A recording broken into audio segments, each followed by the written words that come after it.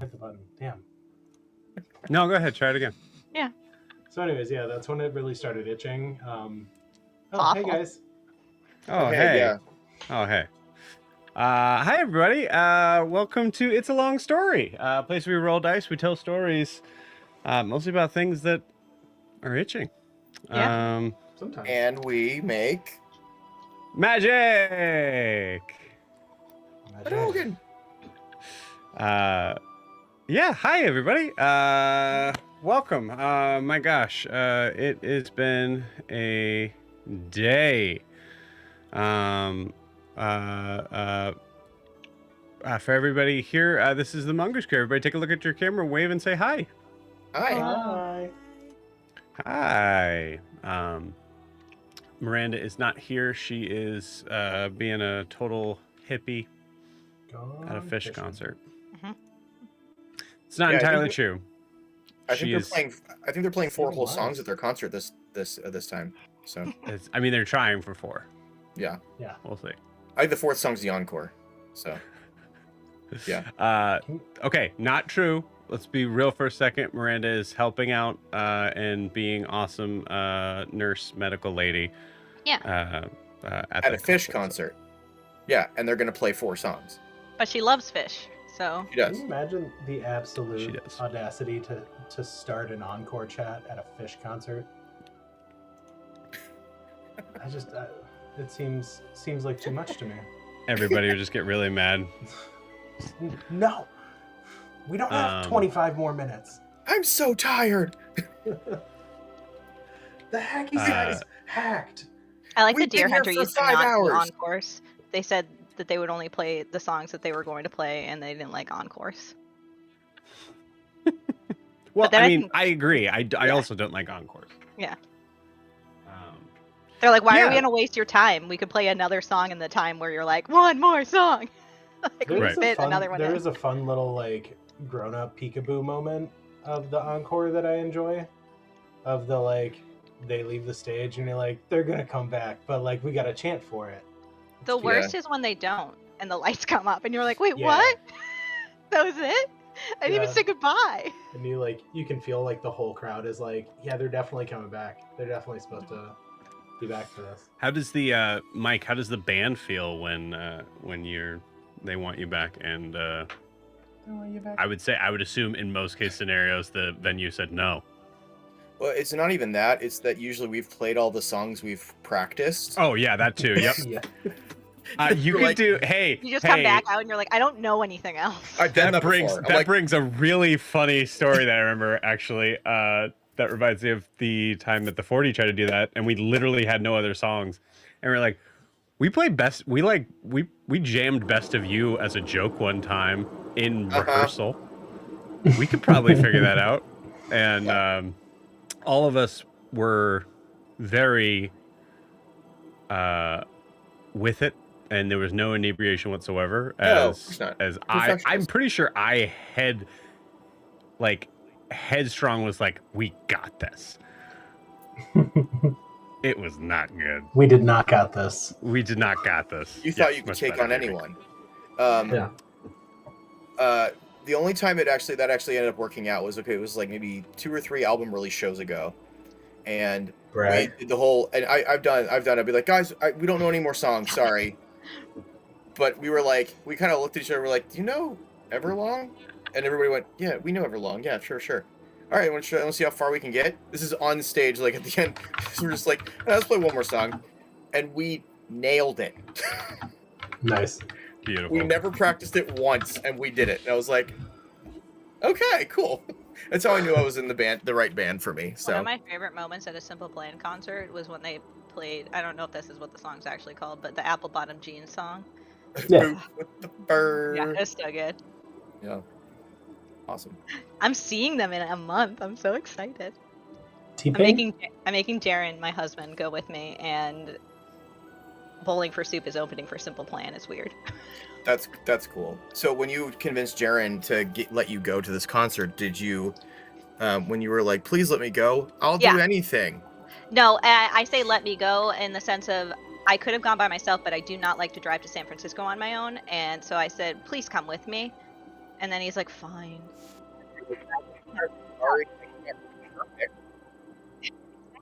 Oh, everybody just Eevee mucked there. Mm. Sorry, I'll take that. Well, okay, all right. I'll take that opportunity. Welcome everybody. For those that have no idea what this is, we are a D&D live stream. Believe it or not. Oh, I forgot we were streaming. We were just chatting it up. Just chatting it up. It's fine. It's fine. Friends. We are a D&D live stream that runs every Monday, Tuesday, Wednesday, Thursday, and Friday, having 5 parties, living, existing, and breathing. For those that do, muting Jamie. In the same homebrew world, the wonderful, beautiful world of Astera. So if this is your first, second, or third time watching, welcome. We hope you we hope you enjoy whatever it is that we have for you. We'll see. Announcements. We are next. This Saturday, Miranda and I and Jamie actually will be out of town for a whole week, so there will be no games next week. I will be missing you terribly, but we'll be back on the 21st. So you can jump on YouTube during this time if you want. It's totally fine, but we won't be there. Hey, catch up on past episodes or sessions. Can't hear you, Jamie. Watch an Oh my ASMR God. video. I can hear you. It's Can just low. Barely hear you. I hate everything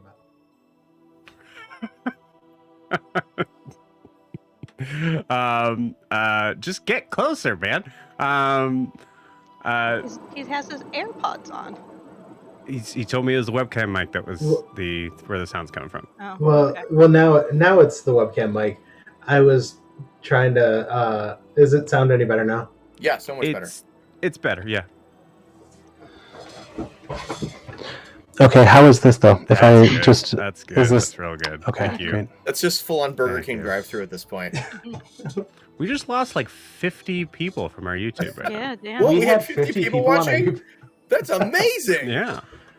Hell yeah. All right. Bye, So guys. anyways, announcements. Kayla, calm down. Announcements. Yeah. So we had that. Also, our Tuesday campaign, the new moon. We've had some burgeoning interest over the past 24 hours. So for those of you who have jumped in, I've had 2 interviews today. Thank you so much for the 2 of you that I was able to talk to, if you're watching. And I am kind of leaving space for a couple more people who may be reaching out. Actually, I should pull up that website as well while I'm doing that. But we will kill. We will kill. We will kill. Kill. We will kill. Hey, whoa. We will still keep it open for anybody else who is wanting to join for our Tuesday night campaigns. You can do so by going to startplaying.games/GM/it's a long story. Let's see. I think that is it. So the only other thing to mention, so there are details on there about the campaigns that you can check out. We can also reach out to me from there, and then we can go from there if you're interested. So there's the link right down there, and then also if you're watching on YouTube, it's in the video description as well. Lastly, if you're wanting to support the channel, you can do so by liking and subscribing where you're watching this, whether that is on YouTube or Twitch. Please and thank you. And for those that do watch, we've had a lot of people that are actually jumping in and specifically asking about some Daggerheart stuff. Working on that this month. And maybe we'll have some stuff raring to go around August for that. So But yeah, for those that have been watching, thanks for watching and appreciate it. And also, this is a live stream too. This is happening live. Believe it or not, it is not a edited, polished product. But because it is a live stream, you can jump in and say hi at any point in time. Wait, you guys are live? No one's saying that. Yes. Get it? All right. Yeah, the timing's a little off. It's hard. Yeah. It's tricky when you're. It's tricky. That's it. That's all I got for announcements. So thank you. I assume it is Lorianne, you doing recap today? Yes. Awesome. Before we start, before we jump into tonight's session, we need to get a recap of where we left off the party. So, Lorianne, please take it away. I will take I'll be it right back. from you. All right. So we started last session in Enoria with Eldrin, Noros, Milo, Wilbur, and Raylor discussing how to get back to Griften, and then kind of figuring out where to go from our encounter with Zaris walking into a mirror and basically dying, and then our conversation with Ashar. This leads to Milo chastising Eldrin for how she spoke to her little brother Navos and told her that is not how you speak to children. You can't just crush their dreams, even if it's correct. So we agree to disagree. Eldrin then brings Milo to the infirmary to get him healed because he was badly injured by the spell or whatever that Zaris had on his letter to the Watchers. Milo still feels very heavy, like gravity is working against him as we walk to the infirmary. The clerics aren't really sure what's going on. They think it could be a curse, but overall they're able to cure him for some of his HP, and we end up leaving there. Milo very happy with a seaweed lollipop that he insisted that he needed to have. Then we go to an emergency council meeting for Enoria. Eldrin sits in for her mother and makes it very clear to the group that no one should speak unless spoken to, and to not offer any information that's not asked for or offered by Eldrin first. So when we get in there, little Navos is already standing in there next to the seat for the Archmage, and it seems he's going to wait his turn to speak his piece on that. So Corvos then alerts the council that Zaris has moved on to another plane of existence. A very nice way. I feel like it was a very nice way of being like, he's gone to the farm. We'll figure it out together. And then he starts discussing the rumors about the currents and things like that, and then the floor is open for debate, comments, etc. So Dennis Senegath speaks up first. He thinks that we should hold off on making any changes to the council, and that we should be very careful of who we put in charge, because they need to have the best interest of what he believes Enoria should be in mind. Eldrin challenges this and says that we still need to fill those council seats. Dennis then suggests that the king should be running things, and that the council should be disbanded for the time being. Basically, the council would be a place of knowledge more than of power. So Eldrin argues against that we cannot give unchecked power to one person, no matter how honorable they are. And then Corvos asks if anyone else has anything to say on the matter, and it leads to Navo stepping forward and making a case for taking over for Zaris. He asks to be considered for the position despite his age. He's only 10, but it's brought up that he has not been trained by Zaris for very long. It's been less than a year. So Dennis says that he doesn't think Navos is ready, and Milo, going against everything Eldrin said, yells objection and then makes a case for Navos. He basically, Milo argues that Zaris has never done anything without intention, and so that we need to respect his choice of training Navos, that Navos should be the next Archmage of Enoria at 10 years old. I say that with that deadpan because I think he was the only one that was like, yeah, this is a good idea. Anyway, so we go back to discussing the first vote, which is whether or not the council should be disbanded. Eldrin and Milo both kind of give an impassioned speech about how like there can't just be a single point of failure. It's not a good idea to have just one person in charge. And then Eldrin urges others to think about the fact that she alone isn't supposed she herself isn't supposed to be there. Um, and talked about the threat of Tal and how her brothers were supposed to be there and they're both dead and they were part of the royal bloodline. So we can't just depend on that. So anyway, the vote goes forward and it's pretty close, but at the end, we vote to not disband the council. And then the next vote is for Navos to be the new Archmage. He gets 4 votes for yes, but 6 for no, and 2 of those no votes are from his sister and his father, which kind of probably hurts. So then we jump back to the ship. Guar and Saren are on the ship. With the rest of our group. They pass by Novo Sol with no issues and continue on to Griften. Guar, in beautiful Guar form, brandishes his halberd to make a point and ends up accidentally cutting the boom, and the entire mast starts to fall. This leads to Guar holding the ship together for far too long, a solid 10 minutes, where no one helps him until Cece relieves him. Valsis takes this as an opportunity to fix the ship with a resource other than rope. He tries to fix the ship with steel cabling. It goes horribly wrong, breaks the ship, and emergency docking is needed. And they realize that they are now need to go to Griften by foot. So they're about 2 hours away from Griften by foot. So Valsis, Brimhilda, and Lucia, as well as what's Valdani's brother's name? Cosvir and then Zenfira stay on the ship to fix it while the rest of the group make their way to Griften. So Guar, Saren, Cassian, Valdani, and Jack move through the forest. And as they're doing that, Saren gets a weird feeling and looks up and sees the Venrona estate in the distance and kind of reminisces about that point in our life about a month and a half ago. There's not much left. This leads to her and Guar discussing what happened there, and they both Saren realizes that they're very close to Micah, and her and Guar both try to reach out to him to see if they can meet up with him before going to Griften. He doesn't trust either of them at first, asks them to prove who they are, and then to describe exactly where they are because he will come to them, and they fail hard at describing their location. So he tells them to just stay where they are and not to go to the camp because it's not safe.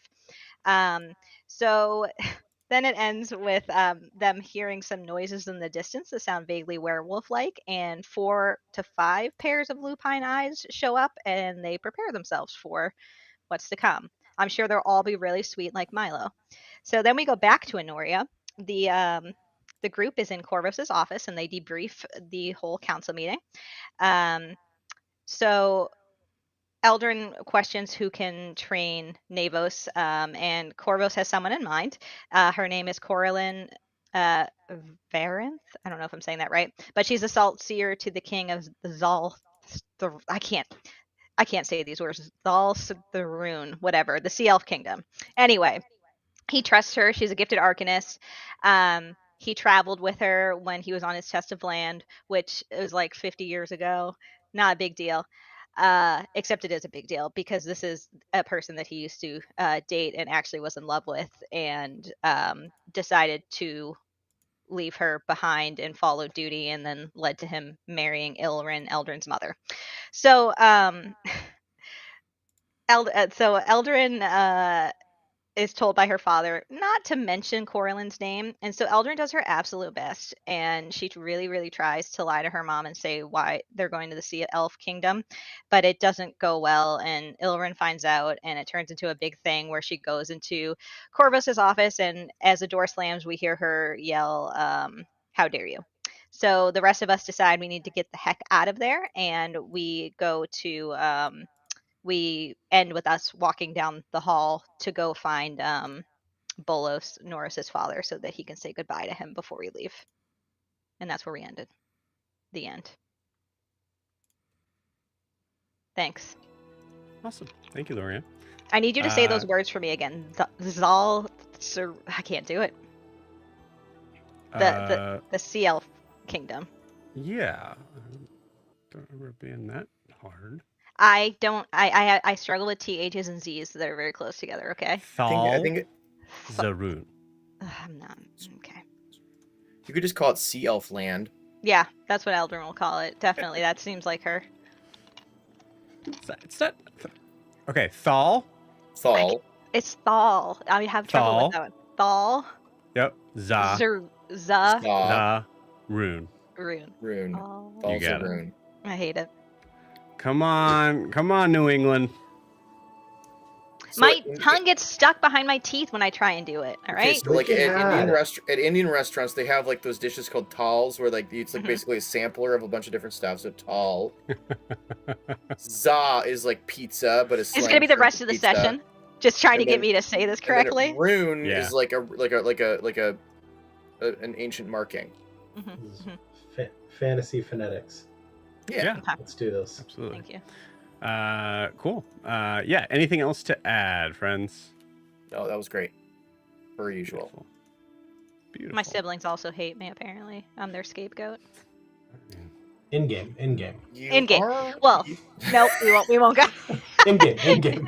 Mike knows what I was about to say. Online. Bye, guys. Online. Well, Eldrin, you were kind of a dick, so Yeah. Yeah. Cool. Well, with that. Oh, actually, sorry. I forgot. There's actually a really, really important thing that I need to talk about with you guys. Are you aware of this thing that happened a couple days ago? There's like a new day.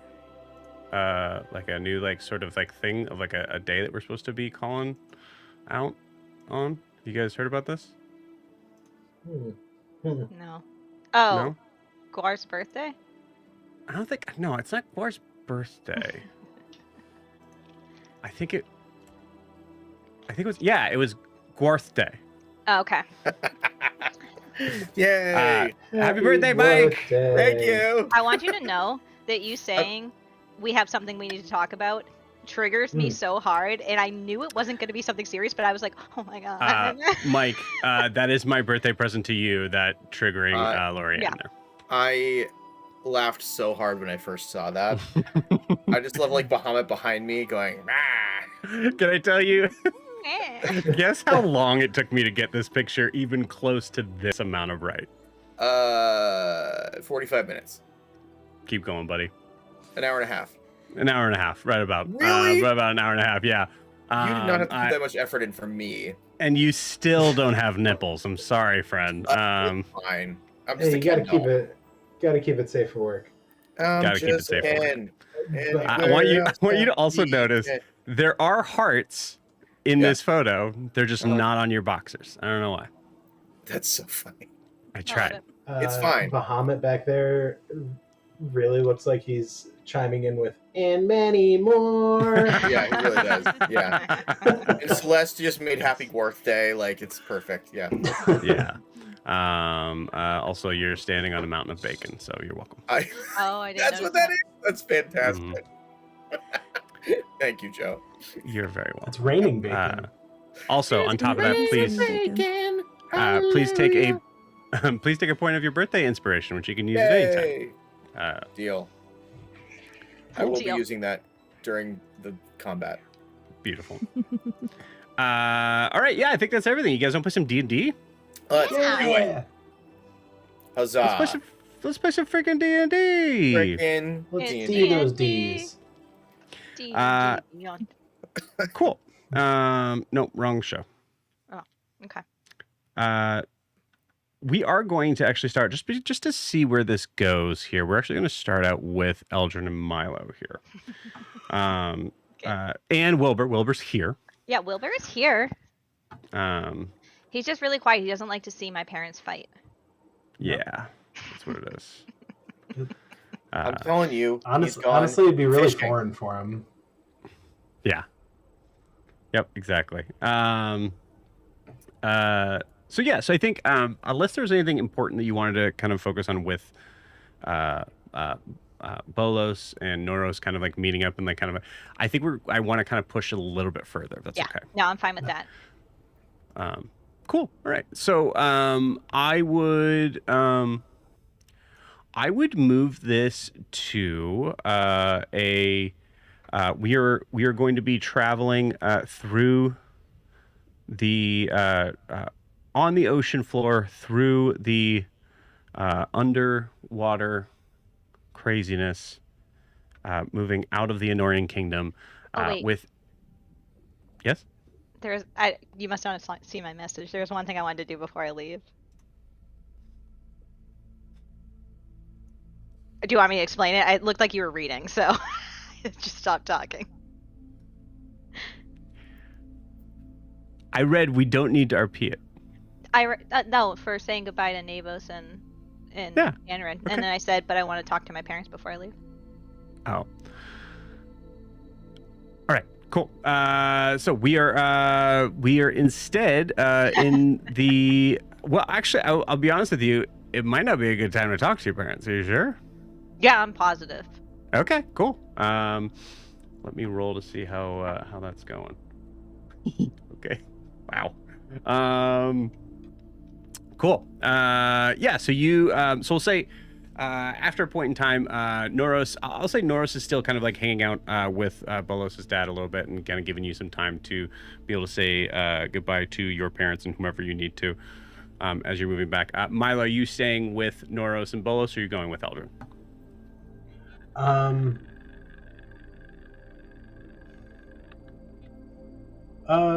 I don't think Milo would go with either. I think he'd probably. Yeah, he'd probably just hang out in. Honestly, he'd probably go to the kitchen, like go grab a snack or something. Okay. Yeah. Maybe eat it under a table in memory. Mm-hmm. In memory, beautiful. I love that. Awesome. All right.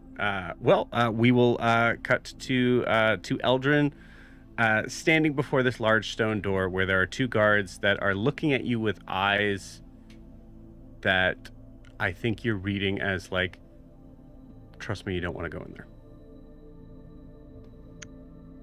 But being respectful and not saying that. Yeah. How long has it been since she stormed in there? Has it been like an hour or so? I'll say an hour. Okay. Eldrin will knock on the door.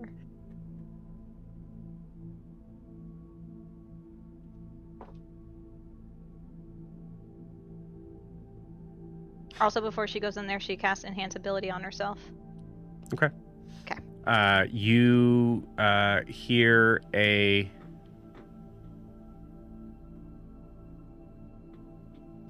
you hear Corvos respond, "No." That's it. Eldrin will knock again and say, well, I'm about to leave, so yes.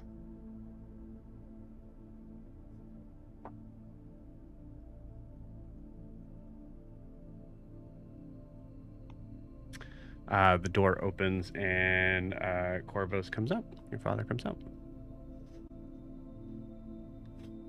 Can I come in? I don't suggest it. Well, I have something to say to both of you, so...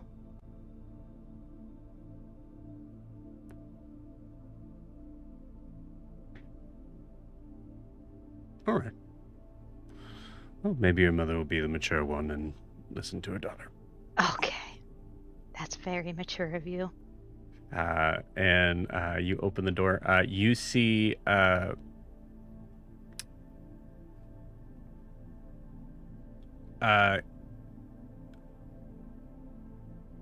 there is a significant amount of this office that is not in the space that it was when you left it. Okay. The desk itself is still standing up, but in a way that kind of looks like it was probably put back after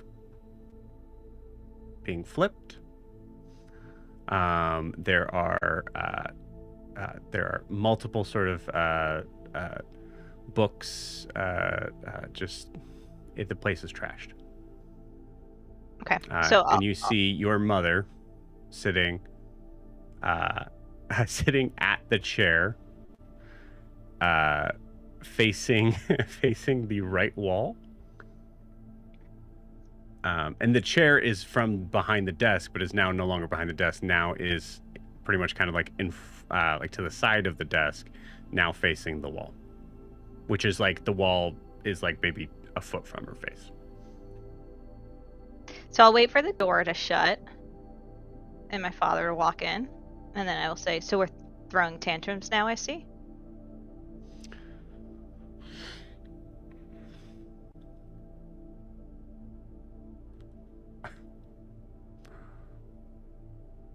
I said I didn't want to be disturbed.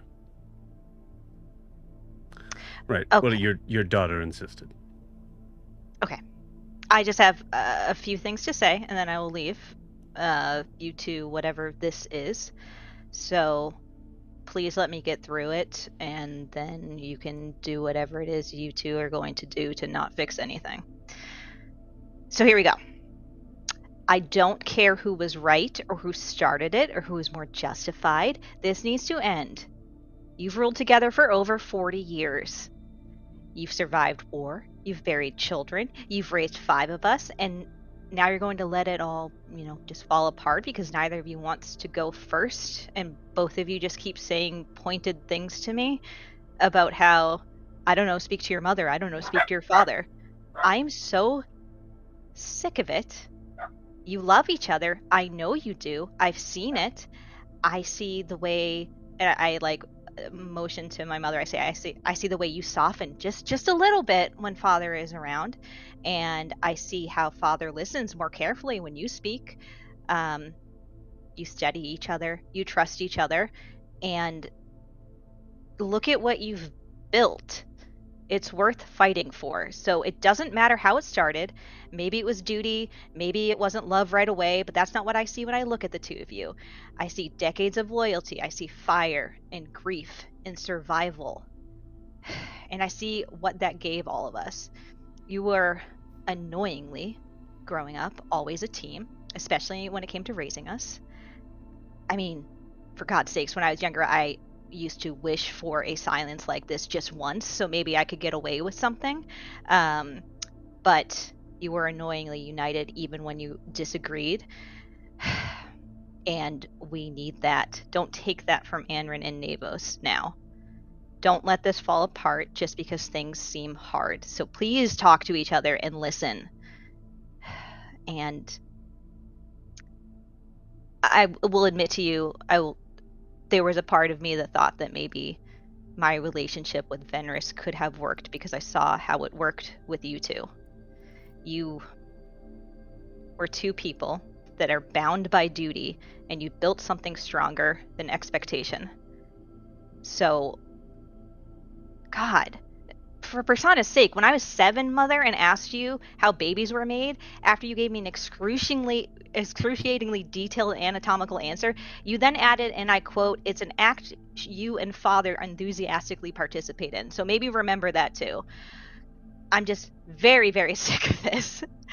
And you see Corvo's just kind of yeah. And I say, I'm going to the Sea Elf Kingdom to request that the Saltseer come and train Nora's. I don't care what your history is with her. It's ancient, so don't insult everything you've built together by letting it drive a wedge deeper between you. If all goes according to plan, I won't be coming back here. I'll be back on land, so hopefully retrieving the next piece of Volmos. And I'm going to do everything in my power to bring him home so that we can all say goodbye. I don't know what else to say at this point. I love you both. I hope to gods you take some time to listen to what I'm saying and to think about it. I will leave it at that. Goodbye.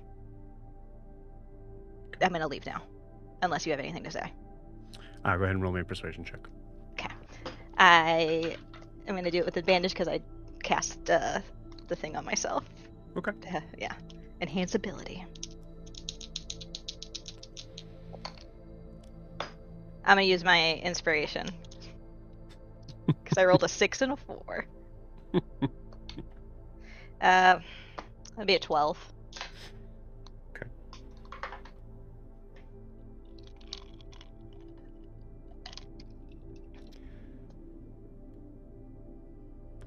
Your mother has not looked at you this whole time.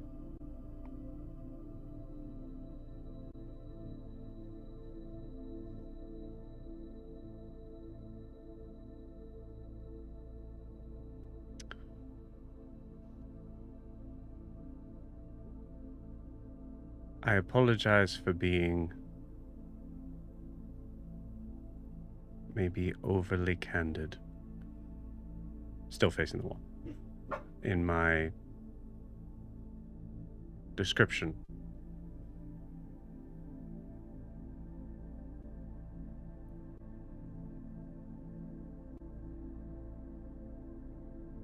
I wish you luck and safe return, daughter.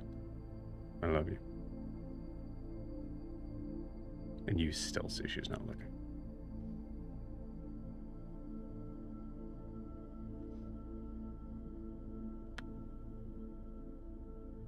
Corvus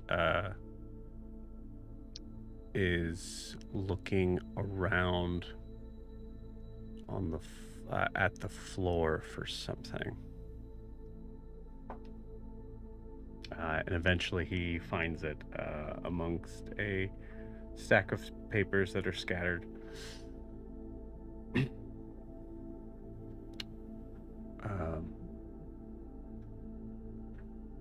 Perhaps we should walk out. Okay. Roll me an insight check.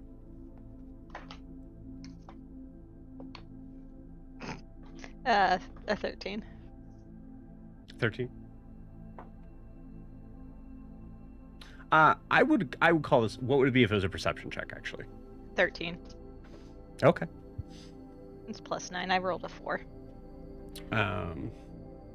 Okay. You follow Corvus out the door. Looks at his guards. Take a walk. You see them immediately walk off.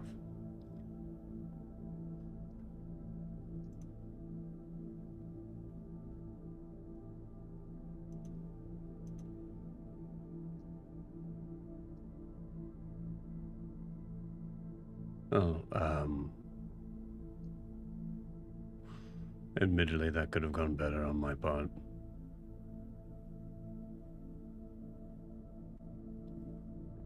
But you can see how your mother is.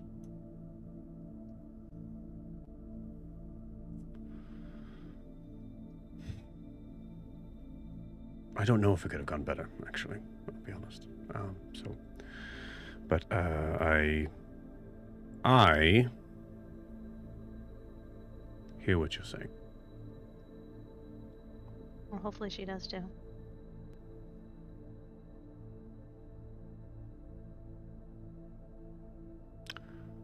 I don't know. Oh, the recent report on Thal'Zaruun may be useful. Thank you.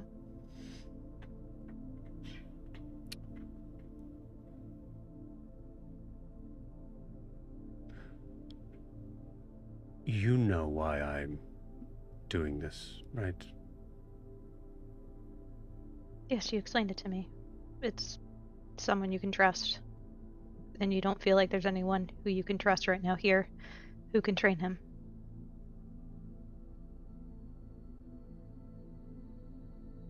Right.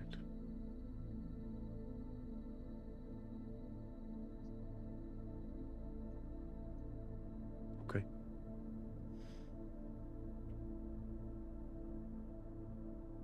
Okay. Well, I wish you best of luck, and let us know if you need anything. Good luck. Yourself. Yeah, he gives you a big hug. Okay. Oh, I'll need it.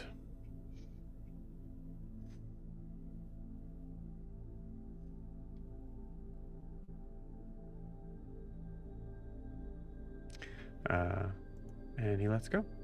Okay. I will go find the rest of the group so we can make our way. You got it. In You your find head, you hear Milo's voice. Hey, Eldrin, I'm down in the dining hall. Whenever you're done talking to your parents, I guess I'll be here. Are you using message for this? You have her bracelet still. Okay. Oh, you do? Okay. Yeah.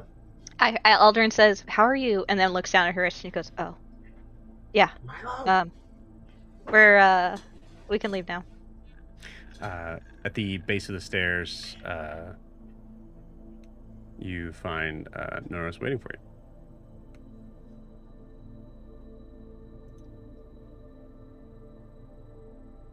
Let's go. Okay. I have no idea where Milo is. He's in the kitchens.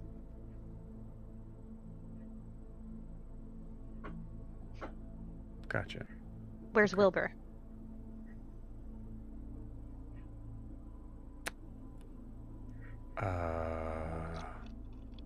May have left them at Dad's house. Oh, okay. All right. Well, we'll have to grab him on the way. I mean, The plan's not to come back here, so. He's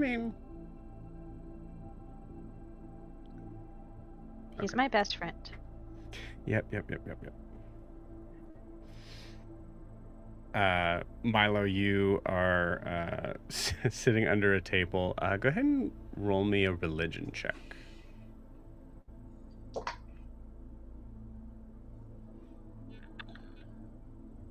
Religion. 19. 19. Okay, cool. You hear Oren's voice. What are we doing? I don't know. I didn't really want to talk to the king and queen. They seemed like they were going through some stuff and a little hungry. And, I missed... I wanted to sit down here. The last time I had like a real long talk with what was Zaris? Zaris was his name. I almost forgot it. Oh my god. Last time I had a real long talk with Zaris was down here. And Milo's gonna look up at the like underside of the table. Cool.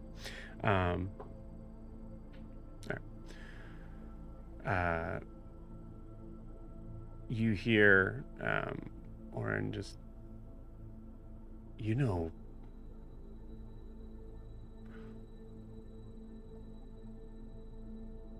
it's good for you to get as much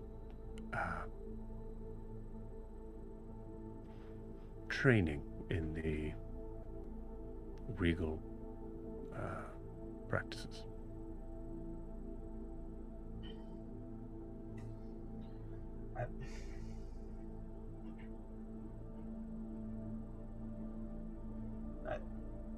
Okay, I don't want to dissuade you from continuing that train of thought. This is just the most you've talked about that type of thing in a long time. Did you see me in that council chamber? I did. I was commanding the room. I almost threw up a little bit, but it was great. I thought I did well. Maybe I'll try and focus on that next time I'm around them. They really seemed like they were it was less of a like royal family thing and more of like a family thing that they're dealing with right now. Yeah. But I have not been in the things that I've trained you over the years. Unfortunately, my skill set in court was never really one of them. I didn't have it. But I would imagine that how you handle yourself today there are those like Eltrin, or maybe Eisenbardus himself, who would dictate all the things that were wrong with how you did that, but I fully believe it is the need and the drive to speak one's mind that will help you in that ascension. Yeah, I feel like when you're, I don't know, I got really tired of the, I think it was Zarus's letter that like set me off. The like flowery language of the like, is it the door frame that holds the door? Is that the door itself, and all of that, where you're talking like almost about the thing you're trying to talk about, and everybody knows what you're talking about, but you're talking around it. It really drives me nuts. I don't have patience for it, and I feel like I really feel like that would be a turnoff for a lot of the royal types, but like they honestly tend to listen to me when I'm just honest. It's weird. Zarus didn't strike me as the type that spoke flowery language for the sake of sounding smart, or I imagine in that case it was for a reason that I truly don't know or understand. But to that end, I would challenge you that it might be worth being a skilled artist in handling both.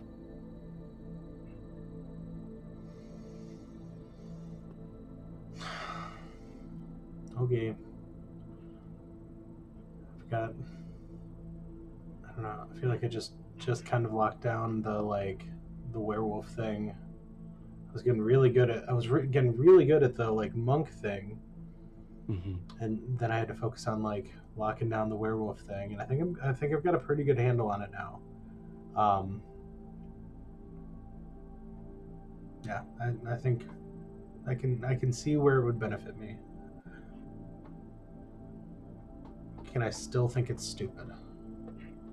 Oh, yes, of course. Oh, good.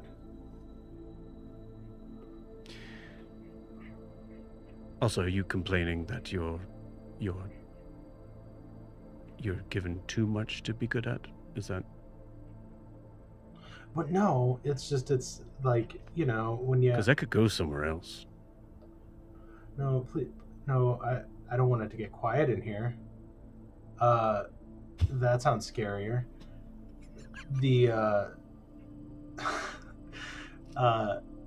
No, it's just, you know, when you're like, you feel like you're climbing a mountain and you see the peak and you're like, yeah, I've only got like 20 more yards to go, and then you get to it and then you see the like actual peak behind it. It kind of feels like that, where I'm just like, you know, there's always like another step above where I'm at, and I know that's like the whole enlightenment thing and like better self-betterment thing, but like I can see you air quotes the enlightenment thing. Yeah, well, sure, of course.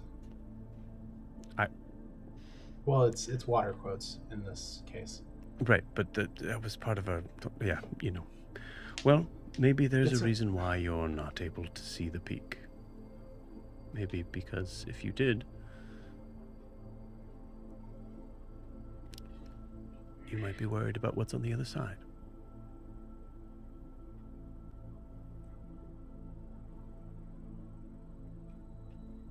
Or get stuck thinking about it. Well, yeah, that would be ridiculously distracting.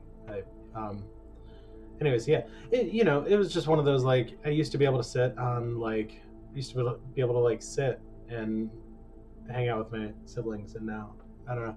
It's been a lot of activity, and I think I'm just like mentally getting a little tired.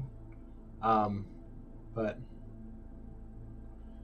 yeah, I think you're right. I think that polishing. I don't know if polishing is the right word. I think polishing could definitely be a focus of I don't know if you've noticed. I've heard it said a couple. I'm not a very like. I feel like I'm not a very like intentional person. So I guess I could probably start working on that, like just being on purpose.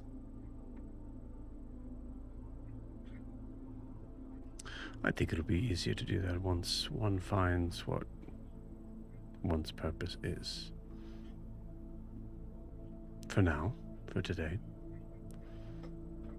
maybe we get out from under the table. Okay, just one second. And Milo finishes carving. Milo and Zaris were here. Beautiful. Okay. Yeah, I'll go find. Yeah, let's go find Eldrin. See what. God, I hope we don't have to walk all the way there to these fish elves. Eldrin, roll me a perception check. That would be a 23. Cool. You hear Milo speaking under the exact same table as you were kind of like wondering, like, where could it be? And then you kind of like realize that like kind of banquet table that's there, like that, it has to be that one. And as you're getting closer, you do hear Milo say, talking to someone, in saying, I wonder if we're going to have to walk all the way there. Yeah. Yeah, I think like Milo, when you see like no one's around, you're not worrying about like talking in your head. Yeah, that's fair. Eldrin stands in front of the table. You just see her legs. She says, that would be very inefficient. Of course we're not walking there, Milo. Was I talking out loud? Yes, you were. I look around and one of the kitchen staff looks like really weirded out. It's just like avoiding eye contact as they're finishing this like cake that they're making. And you think they're not avoiding eye contact because they're like, because you're the princess or anything. It's just like, get me away from this conversation. Just one half of an existential conversation. Yeah. Mm-hmm. All right. Well, if you can drag yourself from under that table, it's about a 6.5 hour journey there by Hippocampus. So we should get going. We have to pick up Wilbur because someone left him with Bolos. Okay. Milo slides under the. Raylor?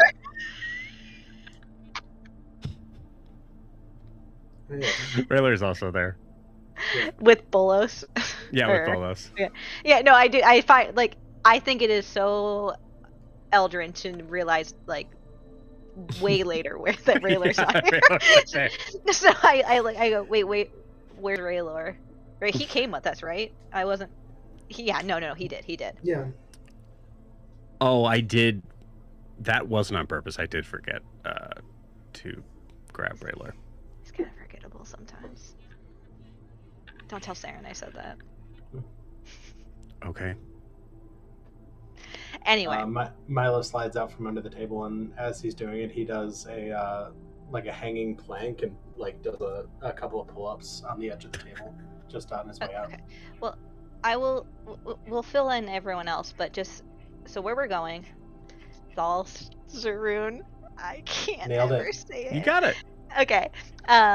Where we're going, just to get you up to speed. Norris, I think, knows most of this already. Just be aware, Milo. Oh, these people. Everything they do has some sort of intention behind it. Every word they speak, every article of clothing, it's all a performance. Everything means something. So just keep that in mind. It's gonna be a culture shock for you after being here. I'm just gonna. It sounds awful if you're saying that. Yeah. Oh. Yeah. Yeah, I've heard some really rough things. I haven't been anywhere near there, but like. Yeah, I mean. Are they like really uptight? No, they do everything so slow. It's all a performance. It's all symbology and like we're so free and like look the currents. Yeah, I'm like doing that like yeah. it's, but we have to be respectful. Just because they don't get things done efficiently and they. Norris, you don't speak Elvish, correct? You understand bits and pieces? I tried to learn, but then we had a Sea Elven teacher in our school because public schools, and it was just very annoying. Well, yeah, because I'm sure the class was supposed to take like what, an hour, and she probably took like 4. Anyway, no, it's fine. Never started on time. I'll tell you that. Okay, yeah, they look.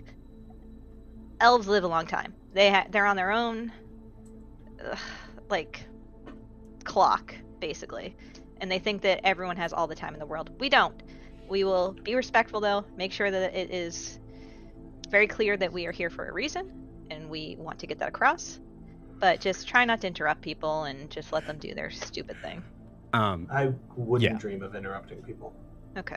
Cool. All right. Well, Han, go ahead and lead the way. We'll follow behind. And you see Noros kind of like try to pull Milo. Eldrin, as she walks by Noros, she goes, "I don't know why I'm leading the way to your father's house, but sure." You say, Milo. Yeah. Just word of advice, okay? They're all like beautiful, okay? So they're all like super attractive, right? And so you may feel like they're flirting with you.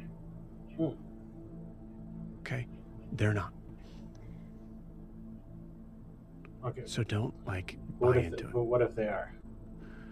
I think, you know what? I would say it's probably worth it to ask. Eldrin's reading this piece of paper in front of them that her father gave her, and she goes, "Are you kidding me? Their combat is a dance?" Do you hear this, Noros? A yes. dance. Yeah. No, I know. Yeah, it's pretty hot. How my what? What? What? What?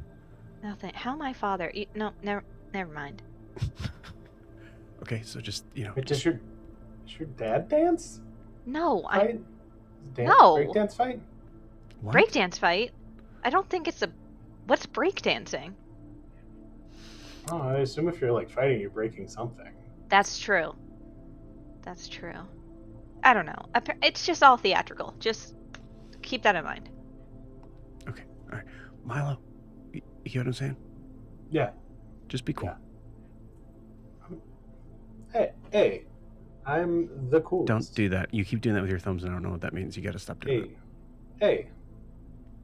Yes, I'm right here. What? Yeah, I'm the coolest. I got it. We're good. Okay. All right. If you're roll. Never mind. I'll roll. Okay. If you notice like anything weird should we have like a code? No, never mind. No, it'll be fine. Guys, don't eat anything that's served in a spiral or presented by an eel. Yeah. I don't know what that means. Presented by an eel? They can't carry their own food? Like, apparently presented not. presented next to an eel, or like an eel brings it. You know what? Let's say this: if there's an eel near any of the food, we don't take it. That's usually my rule. We don't touch it. We don't touch it. If there's a plate in front of us, we say, "Hey, A spiral though isn't a plate like? No, I guess that's not a spiral. It's a circle. Also, Eldrin, I don't know if Saren's been like rubbing off on Noros, but I think Noros is trying to set up an orgy when we get there. Noros. It's like he was With trying the to set up like sea a. elves? He's trying to. He kept like bringing up a code Honey, word I or have something. no idea what he's talking about. I don't know. I am not interested. I have neither are no you. clue. This might have been maybe a conversation that Milo was having with himself under the table that he thought I was involved in. Okay, well, yeah. Let me. I One other wasn't thing. bringing up the code words. It seems like this is important now. You need to avoid flattery at all costs, apparently, because they smell it like. I look at the paper again, like blood in the water. My God, who are That's these people? News to me. That is, who wrote that? This is it's a diplomatic briefing for internal use only. I've never gotten one of these before.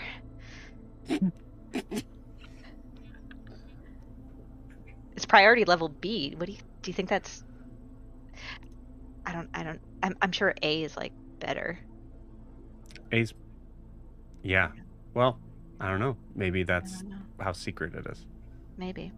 Yeah. There's even and I say there's even an addendum for my eyes only. Okay, honey, you're walking into a wall.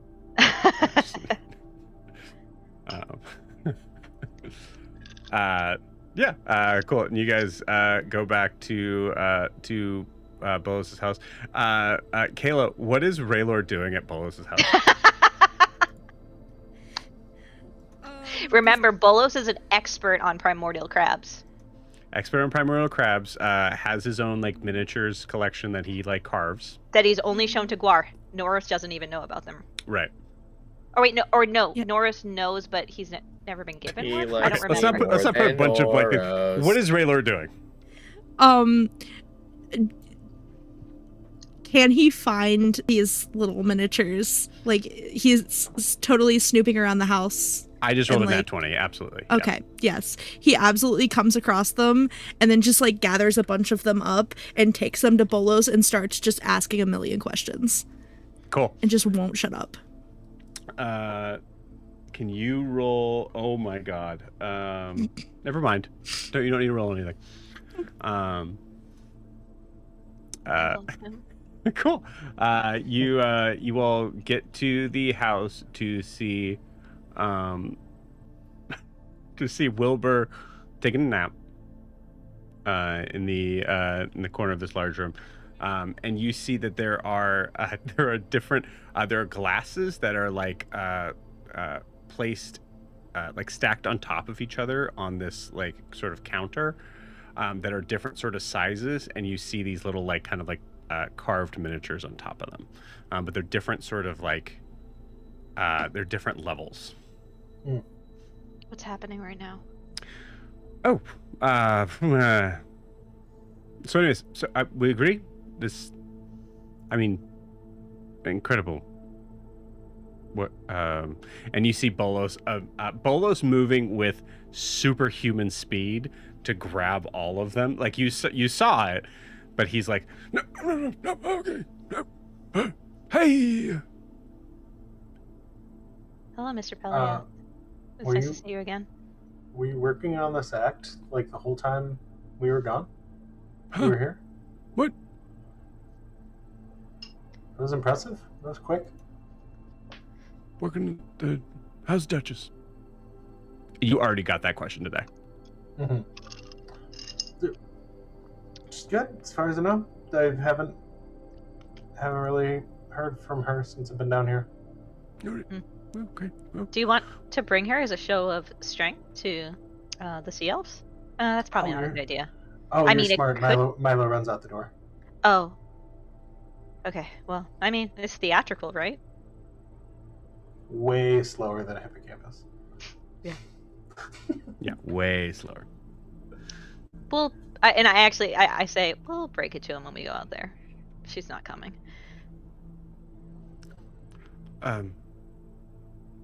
Cool. Well, you going now? Yes. I trust that you and Norris had time to... I already said bye to him. Oh, okay. You see Norris is just standing in the doorway, just like very confused look on his face. Okay, well, Father, what's going on with these stacked cups? Oh, just Raylo and I playing a little drinking game. Okay. Okay. I take Raylor by the arm aside and I say, Raylor, he's not a young man and he has work later today. What are you doing? What am I doing? What why are would you, you why like are me you to do? providing him with alcohol at this time? I don't. Why would you assume that it's me to provide? Look, I don't know. I'm just saying what I see here and what Bolo said. He is a regular at his tavern. It's not me that's providing it, I promise you. But when we get back, maybe I'll talk to him. Wait, is this Raylor? No, this is Nora's. Oh, I took Raylor aside. Oh, I'm sorry. really confused. I missed that at all. Raylor. Oh, yeah. Sure. Fuck it. Yes. I'm sorry. It's just irresponsible. You're right. I wasn't thinking. Just when I think we can trust you. Let's go. Cool. Milo, roll me a survival check to find Duchess. Didn't last time you just yelled for her and she came? That takes too long. It was 19. 19. Okay, cool. 19. You do find Duchess. She's deep in pregnancy hibernation. Yeah. She is in a cave. Oh. And as you get to the mouth of the cave, give me an animal handling check with disadvantage. Oh. She mad at me? She's going through pregnancy rage. It's a thing. Well, that's not great.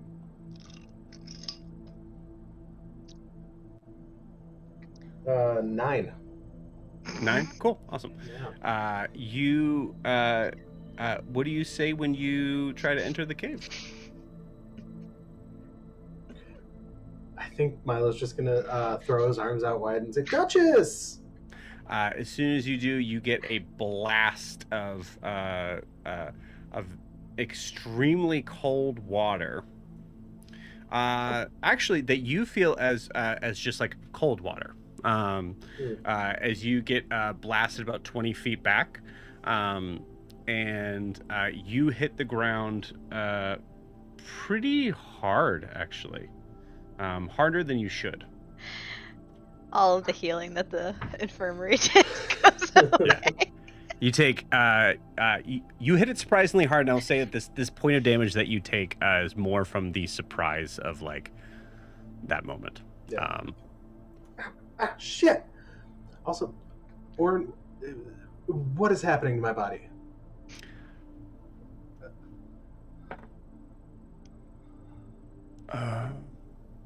You're not training hard enough. First of all, I'm with you right. all the time. Can you tell me that you've been training hard enough? No, you're probably right. I've been drinking more than normal, and, you know, when you have kind of an endless supply of fried chicken, it doesn't... It sits on your tummy harder than breakfast drink does. Mm-hmm. So it's like, yeah, maybe I'm not training as hard. But I don't think that's what's happening. I feel like I'm like a fly swatter in the water. I'm just like there's no, like, look at that. I shouldn't be able to move my hand that quickly through this water. And how many breakfast drinks did you have today? None. One. Milo. One. Okay, it's hard to quantify. I made like that big pitcher for me and Castian, and I don't know how much he drank. I had some. Yeah. Probably more than one, right? Maybe, but like we were also making food. What was our rule? Only one a day. And then run. Yeah. Yeah, you're right. Can I come out and see Milo on the ground? Yeah. I come Also out still and talking to himself. Yeah, he's just Milo- laying, spreading. Yeah, I come out. I say, Milo, like arms still out. what are you doing? We need to get going now. It's not the time to rest. I don't think I found Duchess. I look in the cave.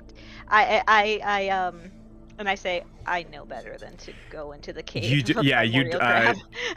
you don't see Duchess for sure. You see this like you see this hole of this cave, and there's this weird sort of like dark sort of like music and weight that you feel on you that like starts playing. You're like, no. Milo, I know that you love her, and at least feel good in the fact that you're not dead right now after trying to enter into her cave, so I guess that shows that she has some affection for you. But you said that she has eggs, right? Yeah, loaded. Okay, well, they get very territorial like most animals around this time, so you also, killed her husband, or her mate. So. It was a joint effort. Well, yeah, I mean, I guess she killed the mate, but normally they don't. It's like a fight. You see Noros over here just being like, because Noros has most of this information, I think, from his father. Yeah. He doesn't want to so he's just kind of like nodding along, like, yeah. But So- it refuses to acknowledge that he's an expert at it. He's not going to mansplain. Yeah. No, he's just so annoyed. Like all he's hearing is his dad in his head. Yeah. Yeah. Well, okay. Let's get going. Like I said, it's gonna take about 6.5 hours. So I'd like to get there before it's too late, because it's gonna be a long night. With Noros's plans, yeah, I assume. What? What the hell, dude? Hi.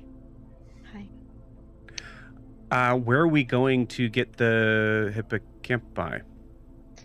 No,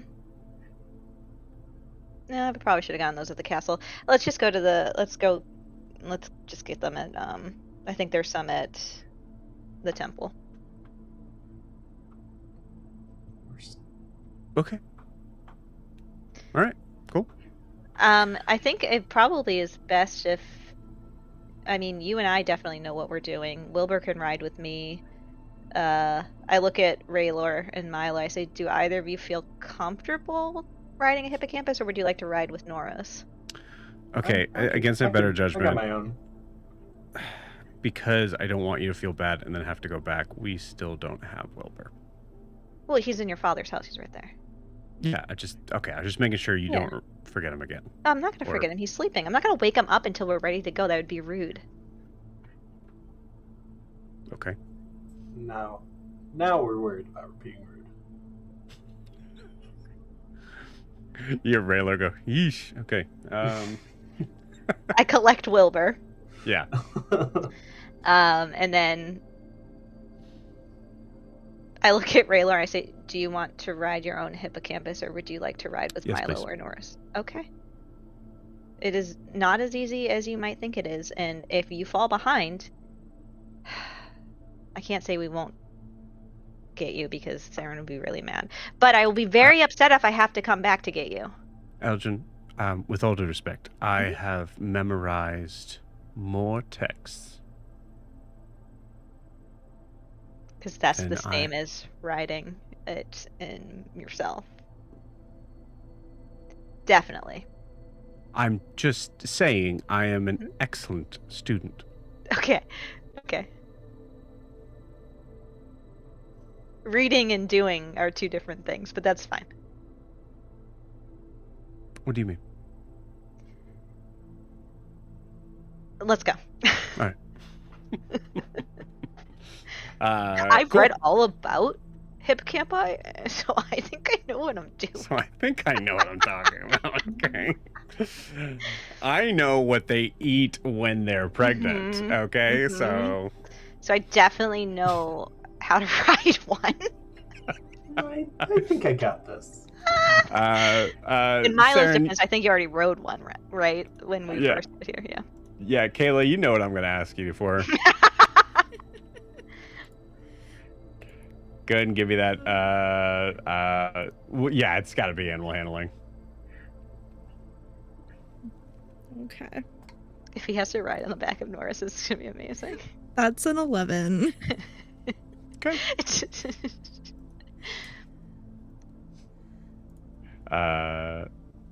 Beautiful.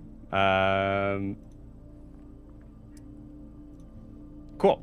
So you guys get to the temple. To the temple, there would be separate hippocampi.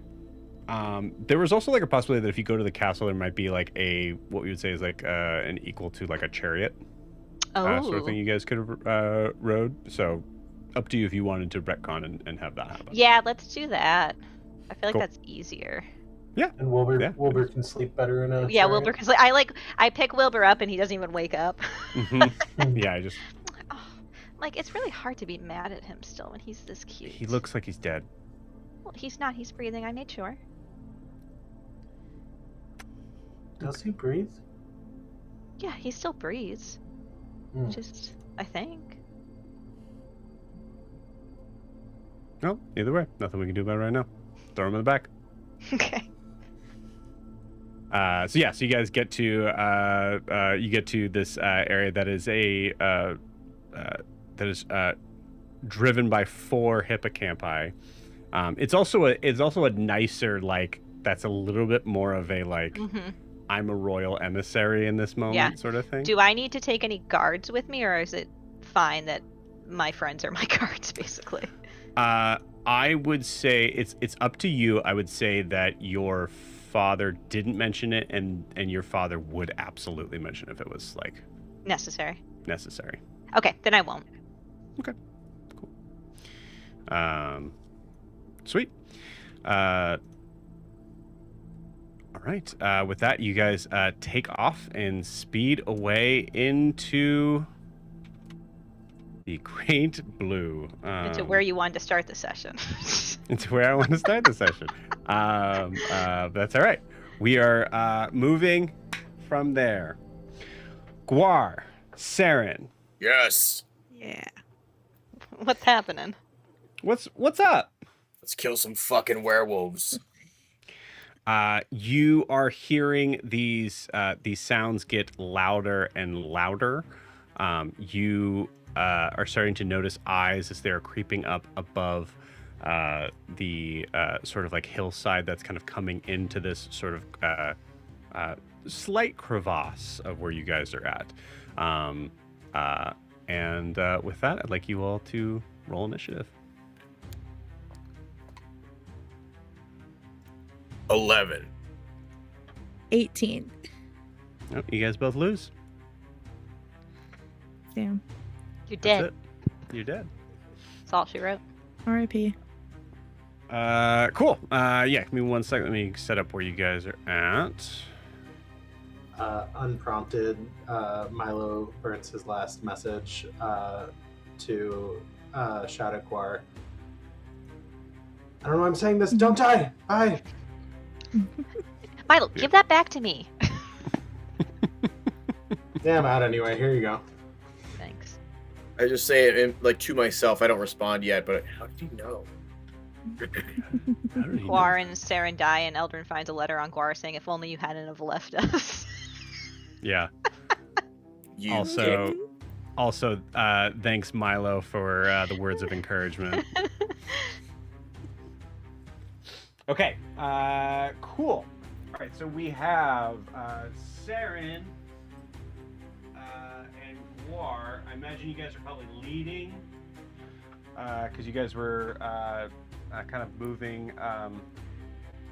Yeah, you were leading the party towards Toward the camp, right? Yeah, the camp. Yeah. So we'll put here. Let's say new Gerard.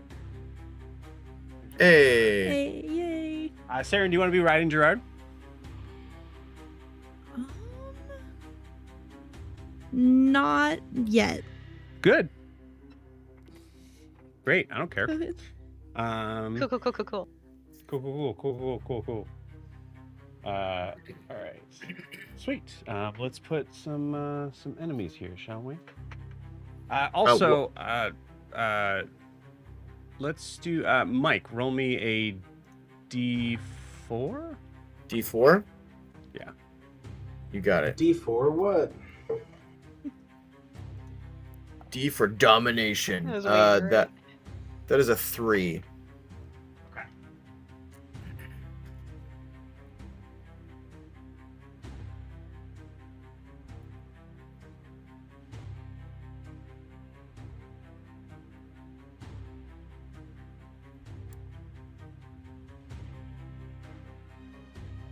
I should have rolled a 1.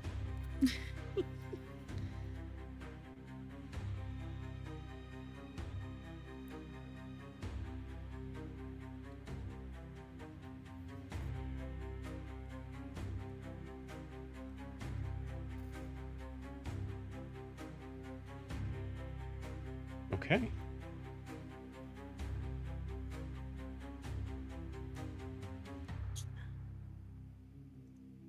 Make this a touch smaller.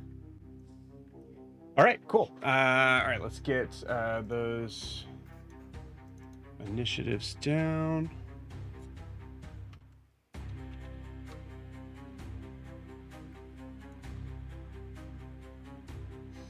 So Guar, you got a 11. 11. Saren, you got a 18. one more time. 18. 18. Okay.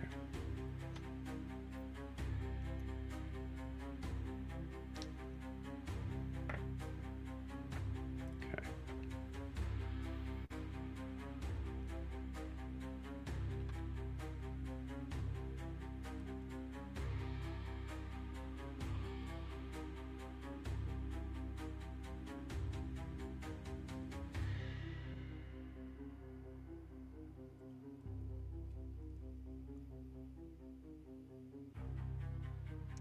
Guar, what's your dex? +0. Okay.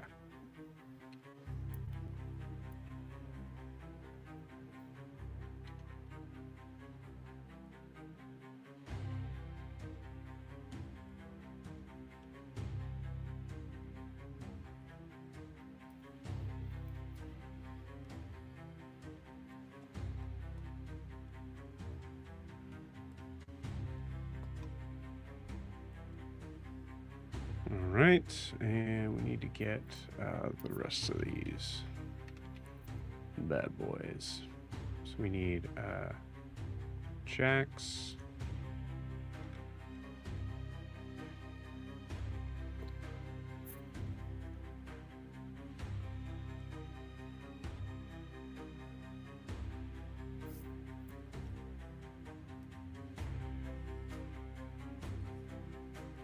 Castians and Veldanis. Okay, cool. All right. I'll say actually, Kayla, you want to roll Castian and Veldanis, and Guard, you want to roll Jax. Jack got really a good. 15. 15. Castian 14 and Veldani 19.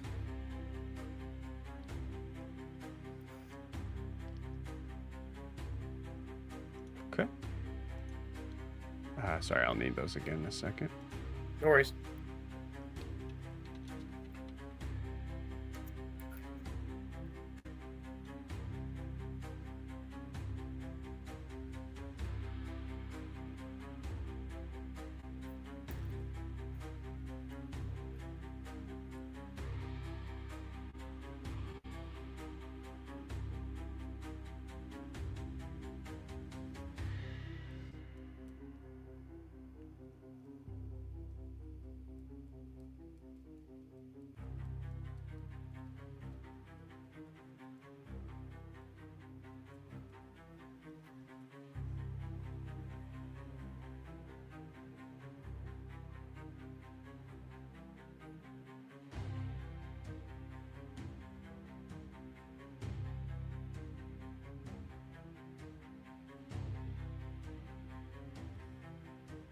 What the hell is Micah? Got it.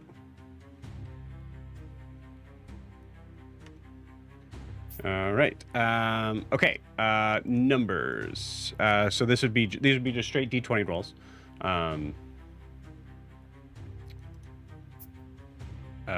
So for Vildani. 19. 19. Okay. Castian. 14. 14. And Jack. 15. 15. Okay.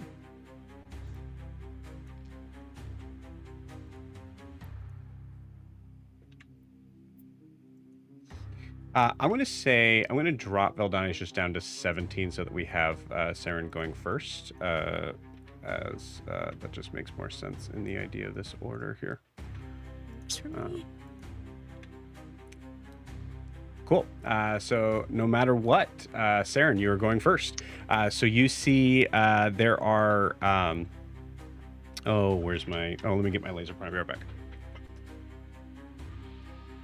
I'll be right back too. I'll be right here. Me too. Standing by. Here I am. I clipped the thing of me saying my siblings hate me and sent it to my sister, and I said when D&D bleeds into real, or when real life bleeds into D&D. Cool. So we have monsters here, and here. So there are 5 werewolves that are here. Kitties. Babies.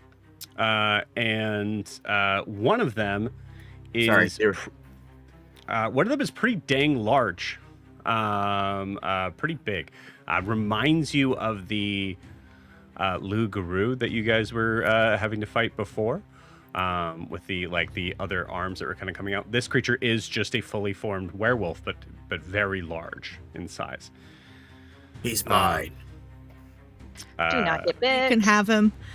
He's mine. Don't get bit. Hey, just a quick pro tip: don't headbutt them. Yeah. Don't headbutt him. Do not. That's how. Do not. Okay. Mm-hmm. Interesting. I think when this all starts to happen, I think Guar would probably say, like, all right, everyone look alive. Don't get bit. Jack just says the same thing. Oh, don't get bit? Correct. Don't get bit. Did you think I said get bit? I'm just making sure. Yeah, great. Don't get bit. Got it. Yeah, don't let them bite you. Roger. Who? What? Just go. Saren, what would you like to do? Actually, Saren, go ahead and roll me a nature check.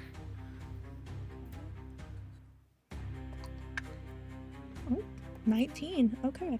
That's a 26. 26. 26. Okay, cool.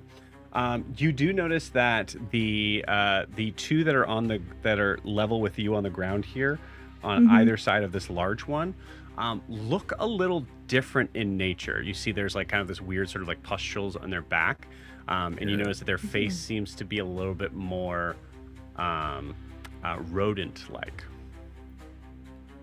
Ooh. Oh, are they were-rats? Gross. They might be were-rats. Ew, gross. Okay, well, she's gonna be running for one of those were-rats, but first, Gerard just lets out this, like, gross, distracting growl and gives her the help action. Hell yeah. From behind her, and just is looking mean. And then Saren runs for the were-rat to the right of the big one. Okay. With her scimitar. And she is slashing with her scimitar. That is a dirty 20 to hit. Dirty 20 hits. Okay. And that is 10 million sneak attack dice. Excellent. 10 million's not going to do it, unfortunately. Damn. How? Okay. Oh my god. How did I roll multiple sixes? Am I 5, 6, 7, 8, 9, 10, 16, 2, 9, 30, 31, 32, 33, 34, 39, 42? 42 total? Okay. Just with that first, just slash. That's all? And yeah, just 42. It's fine. Awesome. And that was, so it was with advantage. Did you roll with advantage to see if you crit? Oh. No, I did not. That's what that advantage is for. Yeah, just in case. I did not.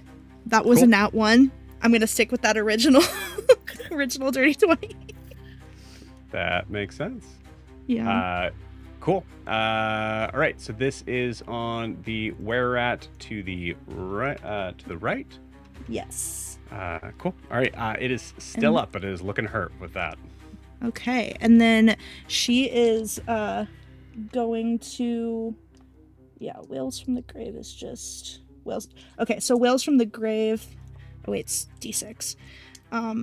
The big one to the left of it will also take 10 necrotic. Just from that first attack. And then, no save on that? I don't believe so. Just go ahead and double check for me. I believe you. Creature within 30 feet. This has to be within 30 feet, but there's no save or anything. Okay, cool. Okay. And then she comes down with the other side of her scimitar on the were-rat for 24 to hit. That'll hit. And that's another 4 damage. All right.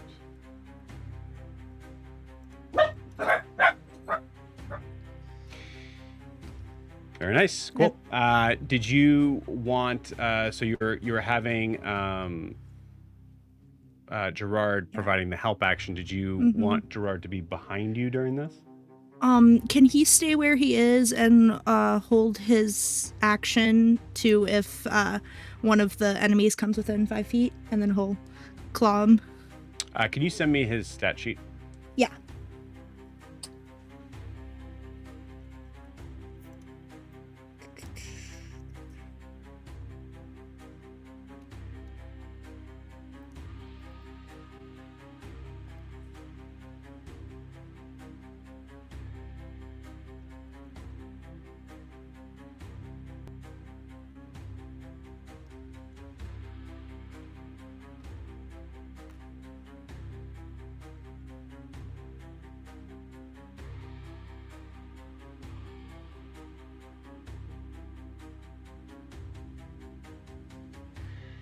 Okay.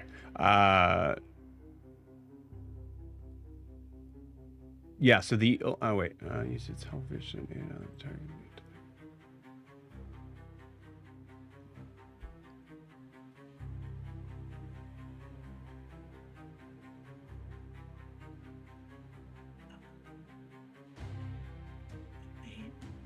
I forgot about the coordinated strike part. To aid an ally in attack creature, that target can be up to 30 feet away from the second and second do an extra.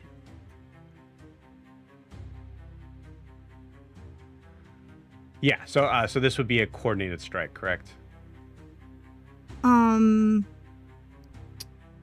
It's the sidekick that has to deal the extra damage. For the original help action, I was just using helpful. Right. So helpful itself is calling from the help as a bonus action. Help, unless otherwise stated, needs to be within 5 feet. Okay. So Gerard would have to come up to do that. Okay. So yeah, I guess he's up there. Okay. It can be up to 30 from the side. Okay, so I guess Gerard will attack then, since he's already up there. Okay. Might as well. Would you rather just do a coordinated strike and then he can actually stay where he is? Oh, okay, yeah. So yeah, the coordinated strike is what the psychic can be, but 30 feet away. Okay. Right, but just giving the help action, it has to be right next to. Okay. Yeah, then coordinated strike. Cool. You got it. Sweet. What does that look like as the? I would say in this case, like it's supposed to be like from the sidekick technically, but it could also be just from you. I think that'd be an easier way to say that. As it's going to be the same damage, unless you have an idea of how Gerard is able to do that damage from far away. I think it makes more sense for Saren. I think he's still back there like growling, and he kind of like howls and gets the were-rat's attention. And when Saren comes down with that second one, she just like swipes it back and kind of like nicks it again. Beautiful. Yeah, I like that. Sweet. Cool.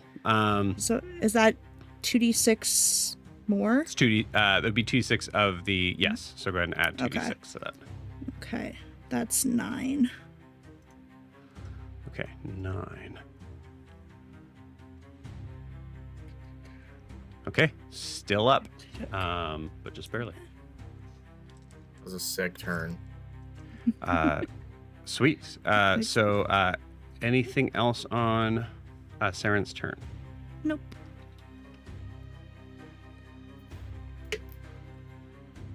Okay.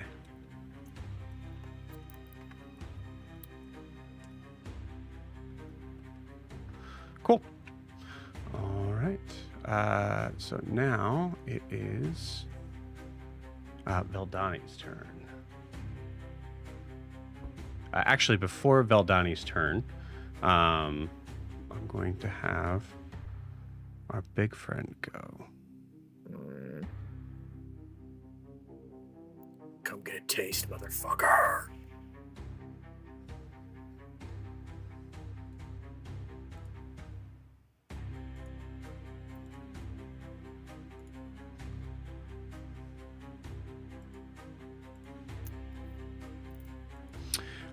And it is going to it is going to look at the creatures that are here.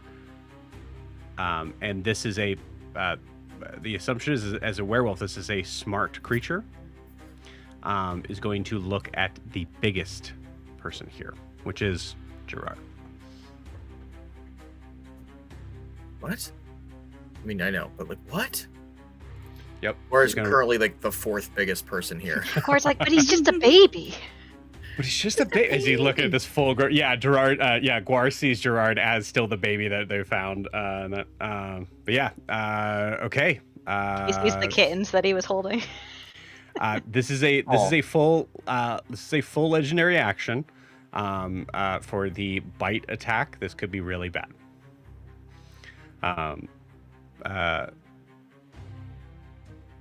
Let's roll. Here we go. Okay, that is a 20 to hit. Dirty 20. Mm-hmm. We're gonna have a wear more bounder. That is 12.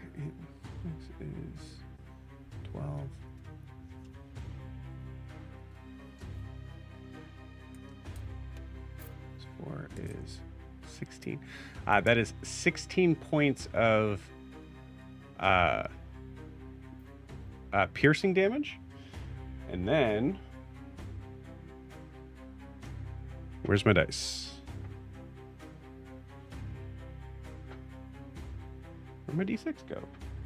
Can't do it. I found a couple. And then that is 4, 6. That is another 10 points of necrotic damage. God damn it. Oh, interesting. For this effect to work, the target does need to be a humanoid. So Gerard does not need to roll. That makes sense. Cool. But yeah, Gerard took a massive hit there from this large monstrosity. He's so fucking dead. He's so fucking dead. Let me at him. Let me at him. Cool.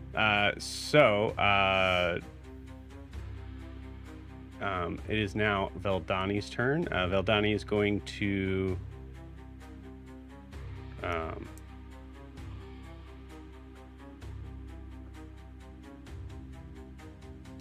oh shit, yeah, cool. I like it. Veldani is going to take a step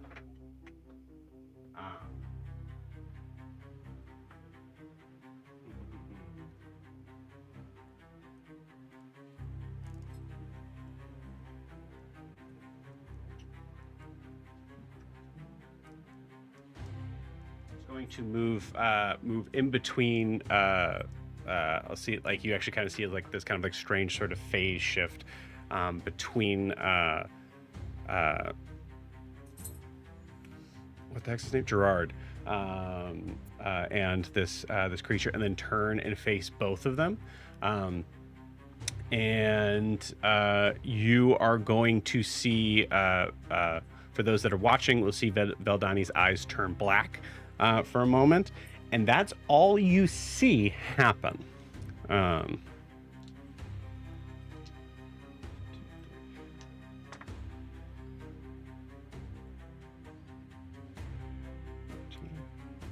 Wow, 17. Okay, cool.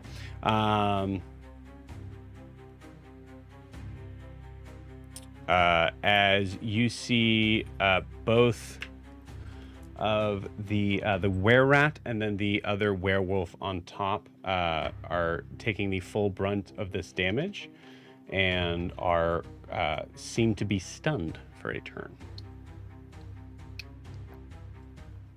Just give them the slowed things for now.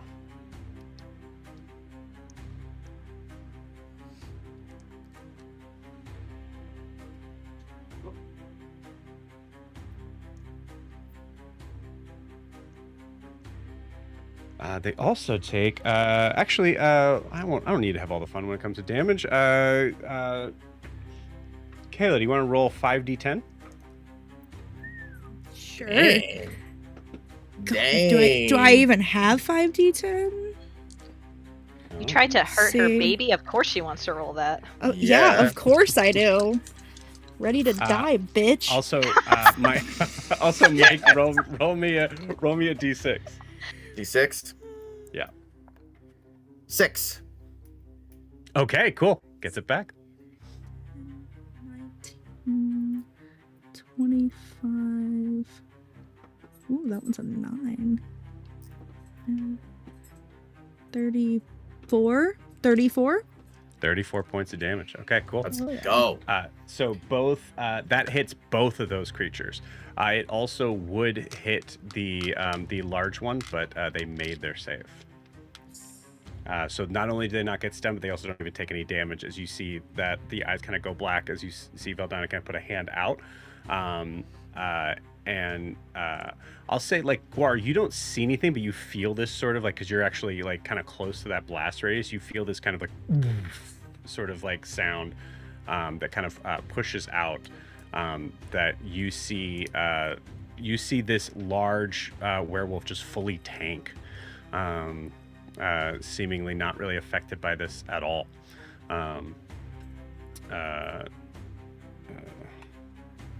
Glarg takes a quick look at Veldani, looks at the big guy, just like that steals his resolve, like, oh, you motherfucker. You don't know what you have not even come close to feeling the full fury of this group, motherfucker. Beautiful. Okay, cool. All right. So both of them took 34. That hurts. Good. And also You got it back. deserve it. Yes. I hate this. Okay. sorry, gang. I'm just realizing it would just be me, and Mike. So I'm gonna put I'll put Jack next, but I'm gonna put Castine as last. Okay. Because that's just a lot of me. I don't like that.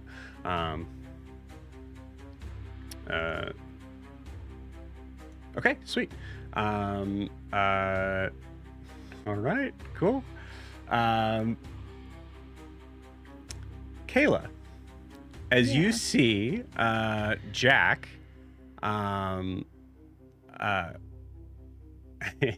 you see Jack kind of put a hand on Guar's shoulder and just go, shh, don't tell anyone about it, okay? About what? And Kayla, first off, how does Jack summon whom he's summoning, and what do they look like? I think he pulls open his jacket just like on one side and just does a little like fancy hand motion, and you just see like a little dragon fly out of his coat. Aww. And just appear in front of him. Beautiful. Little dragon? Big dragon?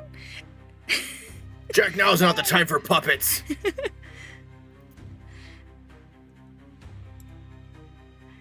A dragon of some size. You know what? We could do. We'll have some fun with this. We'll say it's a cave wyvern. Nice. Definitely doesn't like come it. out of the jacket though. If I could get. Oh, he does this, but like it's just for show. That's not it. It doesn't actually appear until his hand's like over here, and it's just there. And you hear this sort of strange, sort of screeching sound as coming out of nowhere. Is this perfect? Oh, that was nice, Mike. This strange kind of creature that even in the nighttime of this you can clearly see because of the like strange white skin and this worm like circular mouth. It is the ugliest thing you've ever seen, Guar. As you see Jack just go, oh, there she is. She's so beautiful. Guar's stoked. Like, hell yeah! Oh my god, she's so powerful. Isn't she wonderful? Isn't she lovely? I can't express enough. Guar, this thing is horrid looking. Very, very Nightmare Fuel, Cthulhu-ish. But like it's very Tremors-like in the mouth. Yeah. Guar's here for it though. Like Guar's just like, yeah, like stoked. Cool. And you hear what is this Drake's name? Please not Drake. It's Josh. No. Oh yeah, Josh, definitely. No, we'll call it Kendrick. Yeah, We'll say Jack's very creative and named it Lucy because Lucy. Beautiful. Just to like fuck with Lucia. Yeah, I love that. Mm-hmm. All right, Lucy. What is totally different? And Lucy kind of screeches back and is going to make 2 attacks at the big boy.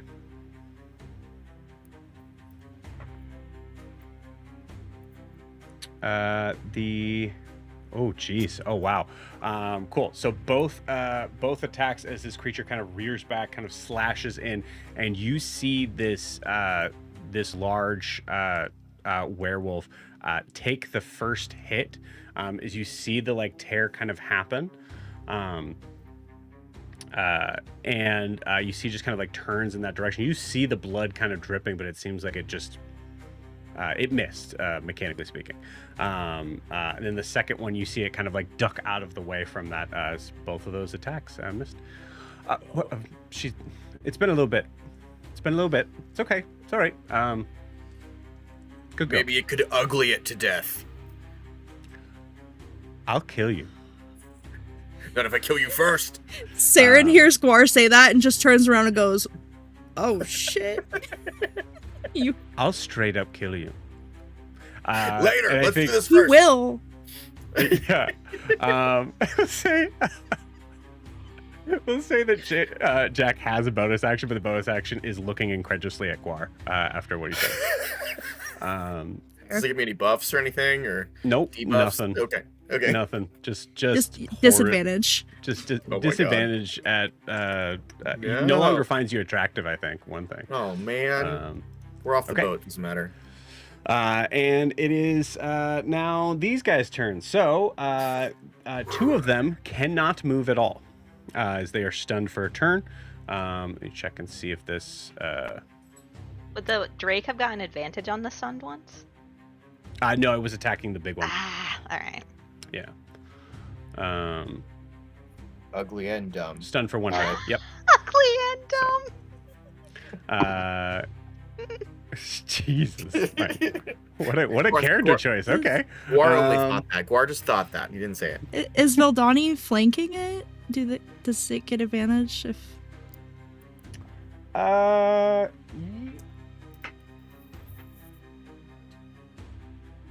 it can. Yeah, it gets in there. Yeah, good call. Yeah. So we'll do those 2 attacks with advantage then.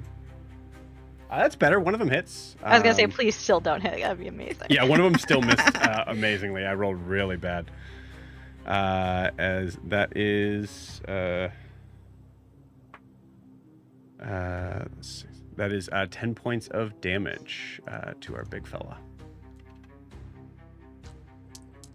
For as majestic as Bahamut is always depicted, it is very funny to think that Guar bullies like inferior dragons. Other drakes, like you could never be as good as Bahamut. Yeah. Also, I should clarify, like I if that's not enough, this creature also does not have eyes. So there's no eyes. The tail also looks like a mouth. I'll show you up close in a second. Like it poops out its tail. Mm-hmm. Yeah, it's got a little Ouroboros sort of thing going on. The butthole is in its tail. Yeah. Okay, so now it's their turn. So 2 of them can't move. They'll be back to being able to move after this round is up. The one that Saren attacked is going to turn to attack Saren. Rude. Bitch ass bitch. Makes 2 attacks. And actually, these guys are smart, so they're going to jump down. So he's going to jump down and face Saren, and they're both going to have advantage on Saren. Rude. First attack is a dirty 20 to hit. Yeah. Second attack is really bad. Holy cow. 15 to hit. No. Cool. So that's the were-rat.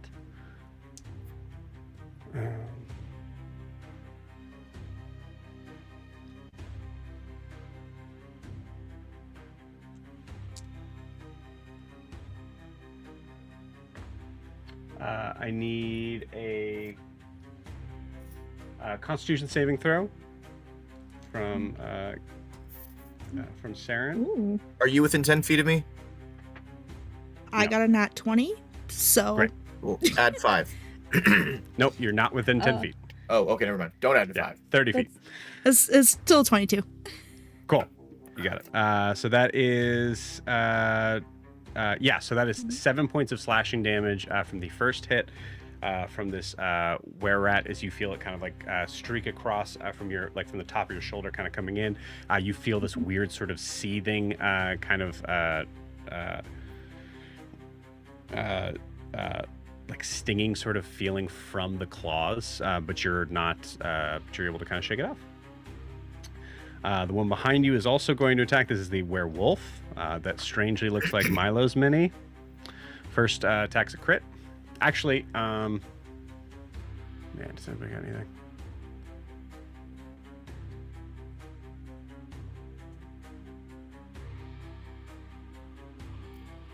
Cassian will cast Silvery Barbs. Sick. To re-roll that nat 20. Silvery Barb's so sick. Which is instead a 16 to hit. That does not hit. Yes. Cool. All right, first attack misses. Yes. Second attack is a 17 to hit. That also does not hit. Yeah, great. Okay, you guys are done. Let's go. I'm gonna get you guys. Those are you guys saw them. They're horrible rolls. Okay, cool. Damn, I should have uncanny dodged the first one, I guess. I was waiting for something bigger. Yeah. Okay. That is it as far as the creatures that are able to go right now. So it is now. Oh, just kidding. You know what? Guar, go ahead. Good. A guttural thing starts way down in Guar's diaphragm as he looks at the big guy and just goes, Does a 26 hit? 26 hits for sure. Cool. I am slash. Yeah, I am, and I'm within 10 feet. I am bonus actioning Hexblade's Curse on the big guy. Okay. So just for everybody that knows, curse it for 1 minute. I gain a +5 bonus to damage rolls. I score a crit on a roll of 19 or 20, which I didn't get that time, and I regain 9 hit points if it dies. So. Beautiful. Okay, so. Woe Strider this bitch. Woe Strider this. Oh yeah. I think I got 2 crits on that thing. Okay, 1d10 plus 5. Okay. That is a 9 plus 5. That's a 14, and I'm going to smite at 2nd level. So that is 3d8. So, and 13 and 5 is 18. That's 18 points of slashing damage. Okay. Or no, I'm sorry. The Divine Smite's radiant damage. The first one was 14 slashing, 18 radiant. 14 slashing, 18 radiant. Got it. Mm-hmm. So 32? No. Yeah. Yeah, 32. Yep. Okay. Nice. And then I'm going to hit again. Pray for a 19 or 20. Nope, just a 15 on the die, but that is a 15. It's a 27 to hit. Yeah, that'll hit. Yeah, cool. So there's 10. Can we roll that? Because I have great weapon fighting. It's 5 plus. So it's 10 more slashing. And I'm going to do another 2nd level smite. It's 10 plus 7, 17. 17 radiant. Okay. So 10 slashing, 17 radiant. Okay. So 27 more.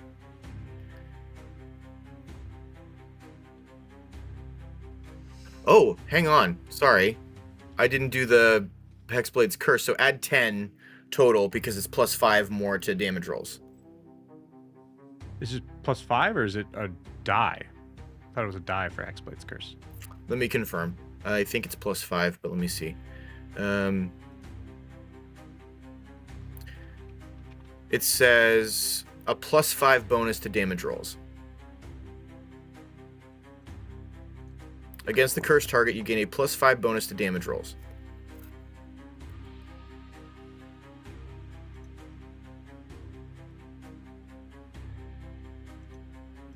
I wonder if that's because you're...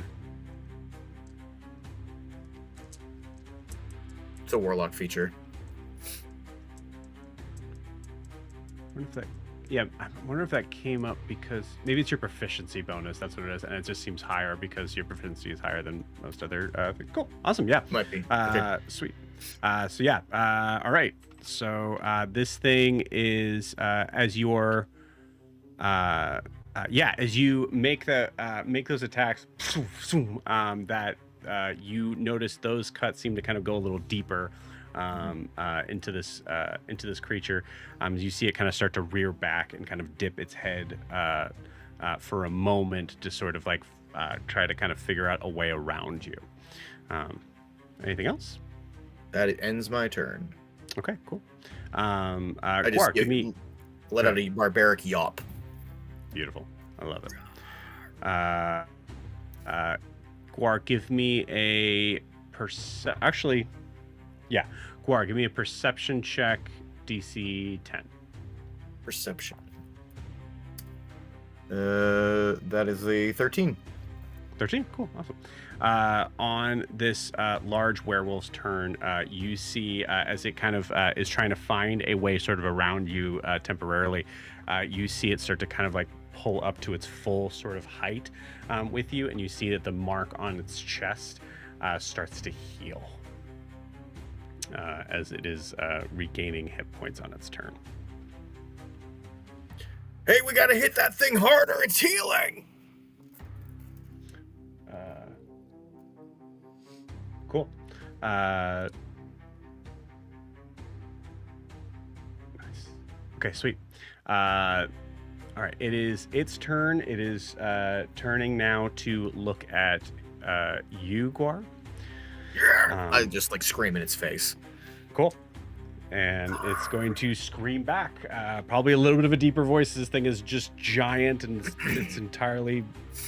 it's mostly jaw. Here we go. First attack. Oh, actually, sorry. Guar, are you at full hit points? I am. Okay. Then I need to re-roll that. I apologize. That is a 22 to hit. Barely hits. Reaction, Hellish Rebuke. Okay. Nice. Is there DC for that? There is. Hang on. Yeah, it's a Dex save DC 18. Okay. Has a +4 to its has a +9 to its Dex saves. DC 18, you said? Yep. Okay. That's a 2 on the die. Takes that hit. Cool. So that's 2d10 fire damage. Actually, sorry. It's going to choose to succeed. What? It gets legendary resistance twice a day. It can choose to succeed on a saving throw instead. That's amazing. Okay. So that is 12 fire damage, half to 6. Okay. And when I do that, I just yell, what would I say? Resist these nuts, motherfucker! Resist these guns. No, these nuts. Oh, resist these nuts. Excuse me. Sorry. Yeah. Apologize. Thanks for the assist, Jamie. Great. All right. You guys ready to watch me kill Mike for his birthday? 4 plus 7, 11. Plus 4 is 15. It's 15 points of slashing damage. Okay. And, 10. Don't like that sound. 9. It's 19 points of necrotic damage. Okay. And then I need you to give me a Constitution saving throw. With I will tell you real quick, the DC of this is 17. Well, that's fine, because I got a 19 on the die for a 26. Beautiful. All right, cool. So that was the first attack. It's coming again. This time you are not at full hit points, so with Blood Frenzy, it actually has advantage on all of its attacks. So that is poo-poo roll. That is a 17 to hit. Misses. Okay. All right. And with that, let's see. You see it kind of like chomping and snapping its jaw at you to like kind of tell you to sort of like back up. Which I think you just stand your ground. Uh-huh. I just flash the Stormcrash shield. It unfurls whenever an attack comes at me, and I just go. And I just scream again. Beautiful. Okay, cool. I'm trying to invoke a barbarian rage, but I don't have that. So awesome. That is the end of its turn. It is now Castian's turn. Castian, what are you doing?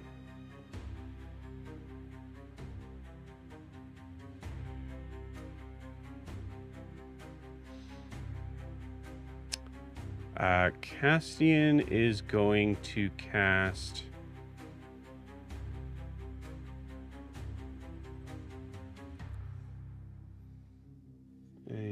nope, definitely not gonna do that.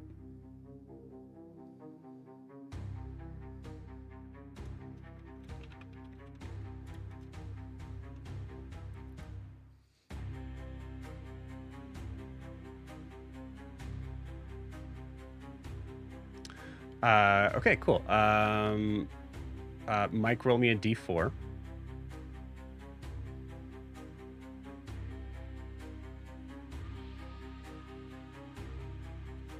Sorry, I was muted. 3. 3. Okay, cool.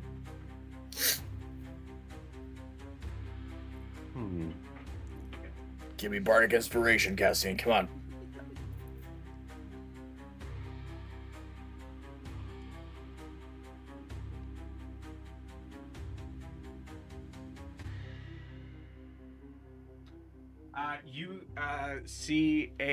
You see him pull out his magical lute, and you see him look at say this to everyone and no one. You know what this party needs? More wolves. And he's going to cast Conjure Animals Nice. to conjure 4 wolves. That's awesome. Hell yeah. Hell yeah. It's a a real wyvern and fight wolves. fire with fire kind of thing. Yeah, exactly. I love it. Fight fur with fur? No. Yeah, I was trying to find that. There's something there, but I can't get that. I can't get it.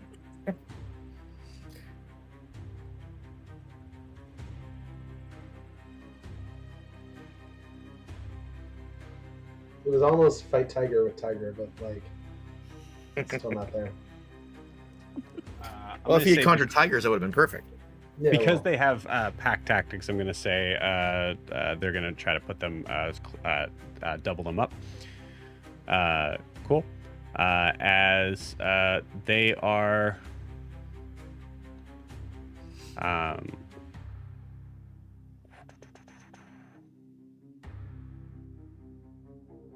that is his action to do so. And he will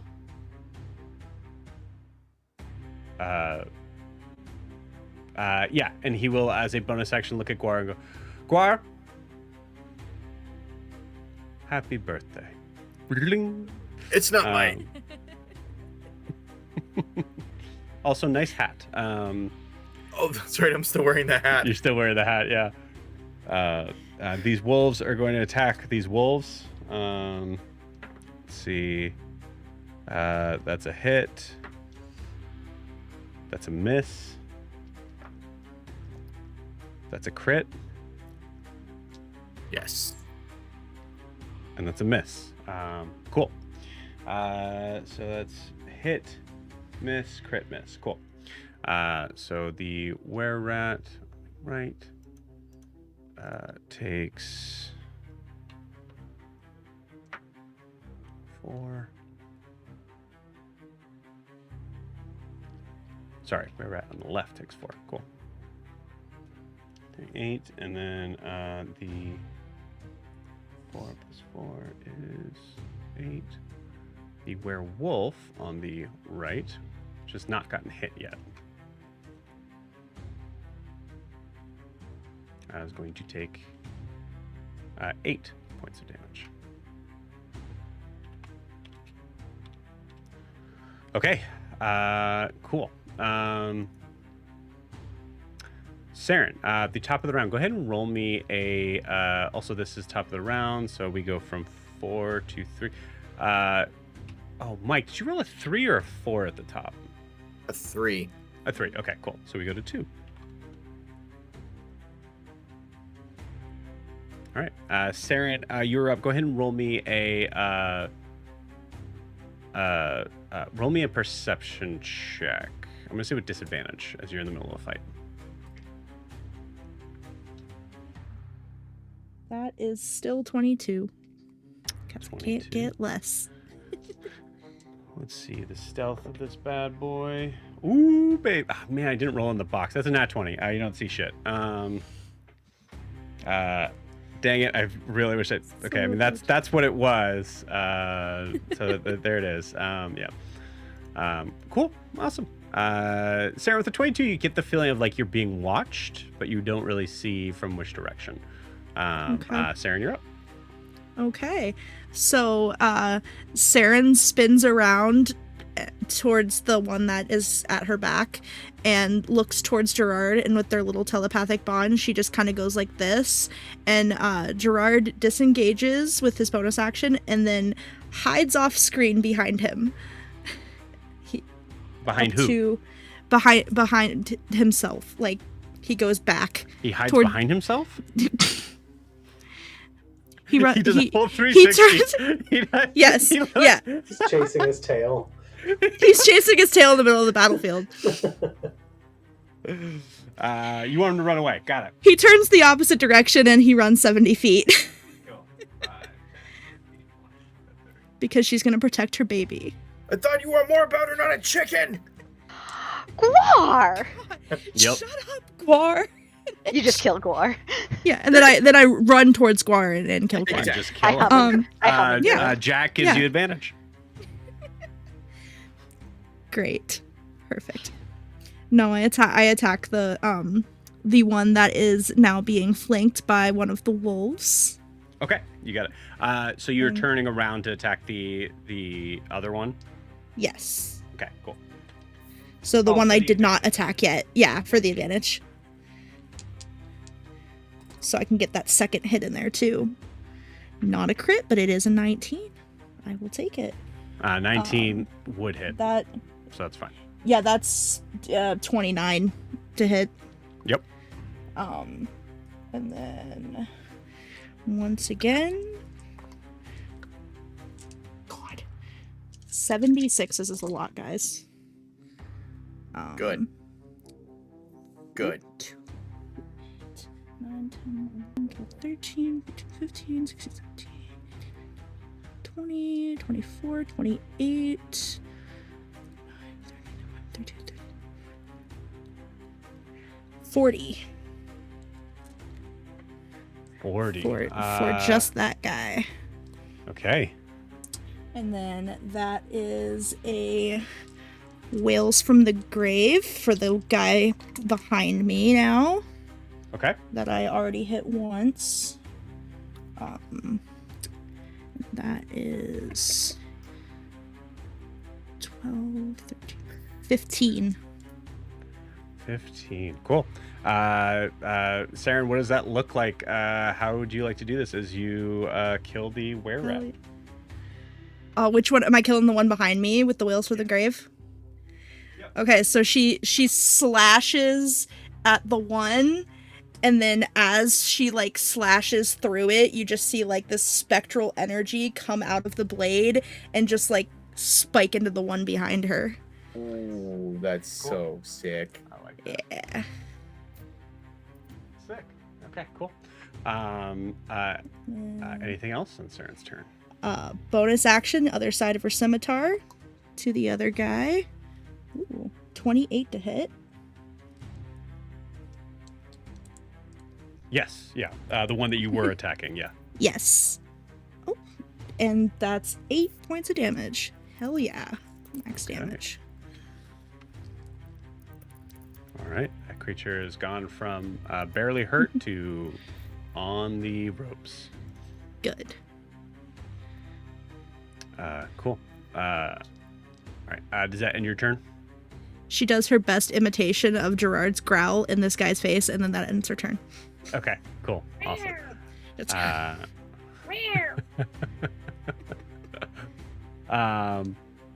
Sweet. I will say. Okay. On Beldani's turn. Okay, we're all grouped together. This is too close. I can't do. You there, and is going to throw the is going to try to use telekinesis to throw the werewolf. Sounds like a Greek guy. Throw the werewolf out up into a tree. I think I got a really good euro from him once. I was thinking of the silly Melakaliki Maka song. Nice. Cool.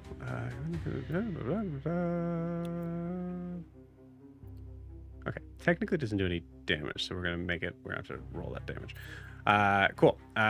So creature's gonna have to make a strength check against Beldani's DC, which is 17. Okay. Yeah, here we go. The strength of a werewolf is pretty good. So that's +3 to this. Oh, it just makes it on a 17. So you see, or 14 + 3, so 17. As you see, Veldani go, you there. You. Cedrin, I'm sorry. Can you just handle that one, and then I'll help you later. And then just kind of turns towards this large creature here. Who is going to... It's going to be watching this whole thing. Okay. Cool. Is going to use its legendary action...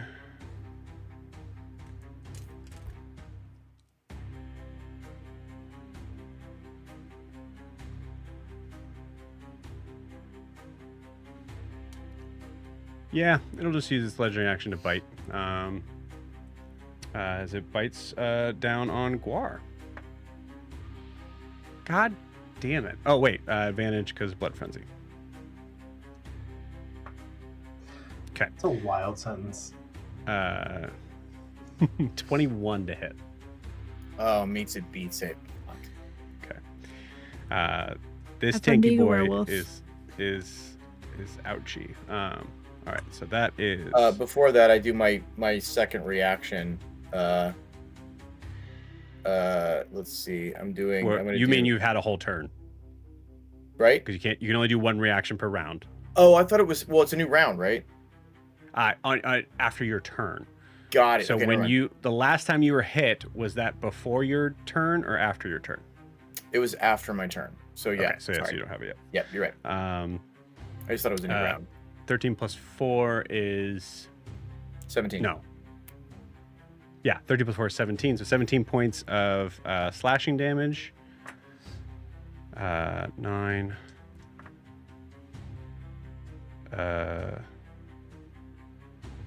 8. 17 points of necrotic damage. Okay. And I need you to give me another con save. Okay. That is a 20. Oh, sorry. Yeah, 24. 24 to hit. 24? Save. 24. 24. Okay, cool. Yeah, you're able to resist this fun little curse once again. Wee. Cool. So that is the end of disease. Does that count? I don't know. No, this is a curse. Yeah. Good question. It is Jack's turn. Okay. All right. Lucy, what we did again, but this time, actually do it. I know you don't have eyes. You're fine. You're beautiful. Do your worst. You are beautiful, no matter what they say. It's too Words late. can't bring you down. Sorry. Too late. And you see 2 attacks coming at the big boy. That's cocked. Sweet. Both of those are going to hit with dirty 20s, I believe, at least. We said these guys are 10. So first hit is 8 points of damage. Second hit is 7 points of damage. So a total of 15 on this sucker. 9, 6, 11, 100, 101. Cool. This thing's still up.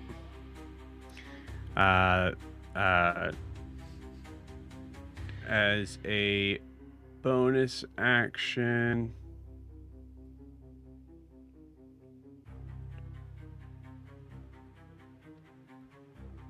I'm going to say Jack, because he's kind of in the back here, is going to dash to put himself in a better position. As you hear, excuse me, pardon me.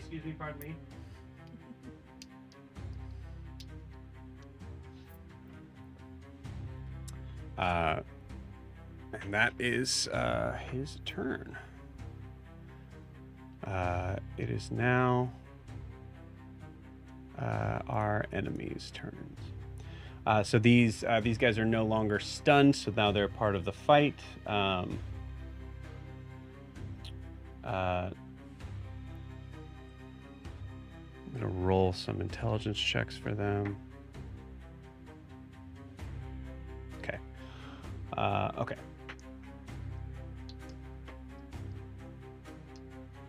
One of the other werewolves here is going to jump down and slash at the conjured animal. Yeah, as long as it hits, it's going to kill it for sure. So one wolf down. No. Does werewolf have 2 attacks? Yeah, Yeah, it does. bitch. Cool. Is going to go to attack the other one. Misses the other one, the 3. Good lord. And then the were-rat is going to make 2 attacks on Lucy. Lucy is not flanked, so these are both the attacks. 18. No, it's were-rat. So it's a miss on one of them and a hit on the other. Okay.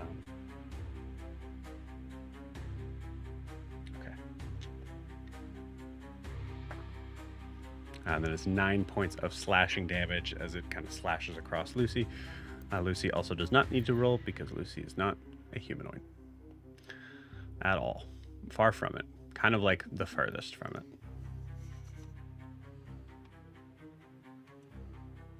Because Lucy's a cave wyvern. All right, that's that one. It is now.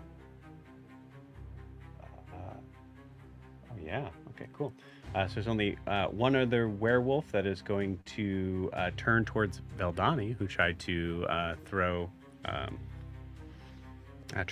it, and is going to make 2 attacks on Veldani. Wow. Are you guys seeing these rolls? It's a 9 and a 2. Good. I cannot roll above a 10. Keep it up, Joe. Keep it up. Mm-hmm. I'll try. Thank you. It's my birthday. Yeah, Veldani has an AC of 16. Both of those miss. What a waste. For the werewolf. For the werewolf, which means it is now Guar's turn. Okay. Guar's pissed now because like he's not gonna take this lying down. That is 18 on the die. So that is a 30 to hit on the big guy. That'll hit. Outstanding. Where's my D10? Okay. So 8 plus 5, 13 slashing. I'm just gonna hit again. I'll save a spell slot. The Hexblade's Curse, did you add that? Oh, plus 5, so the 18. 18, okay. Yeah. Okay. That's a 19. That's a crit. Nice. That's a crit. Okay. So that is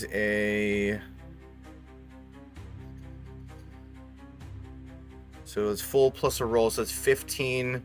Does the Hexblade's Curse double as well? Mm-hmm. Okay. So that's actually already... no, sorry, because it's not a roll. Got All it. Die rolls So double. Right off the top, it's 20 because it's 15 plus 5. Okay. That's an 8. So 28 slashing. I am going to smite at 3rd level. So that's 48. So that's already 32.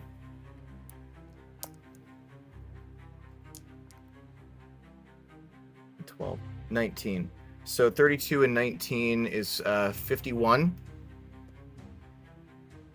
I already added the 19, so 30. Unless the 19's from something else. Oh, 32 was the max and 19 on top of that. Cool. Yeah.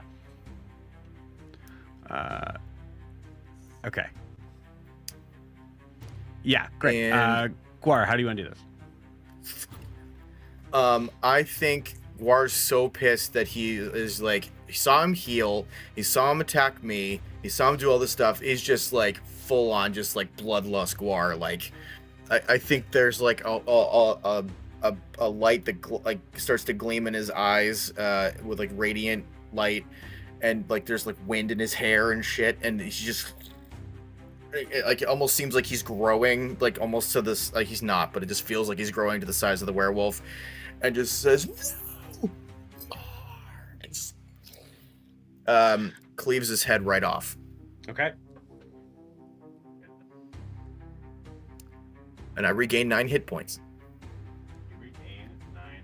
Actually, can you read to me specifically what Hexblade Curse says? Of course. Give me 1 second.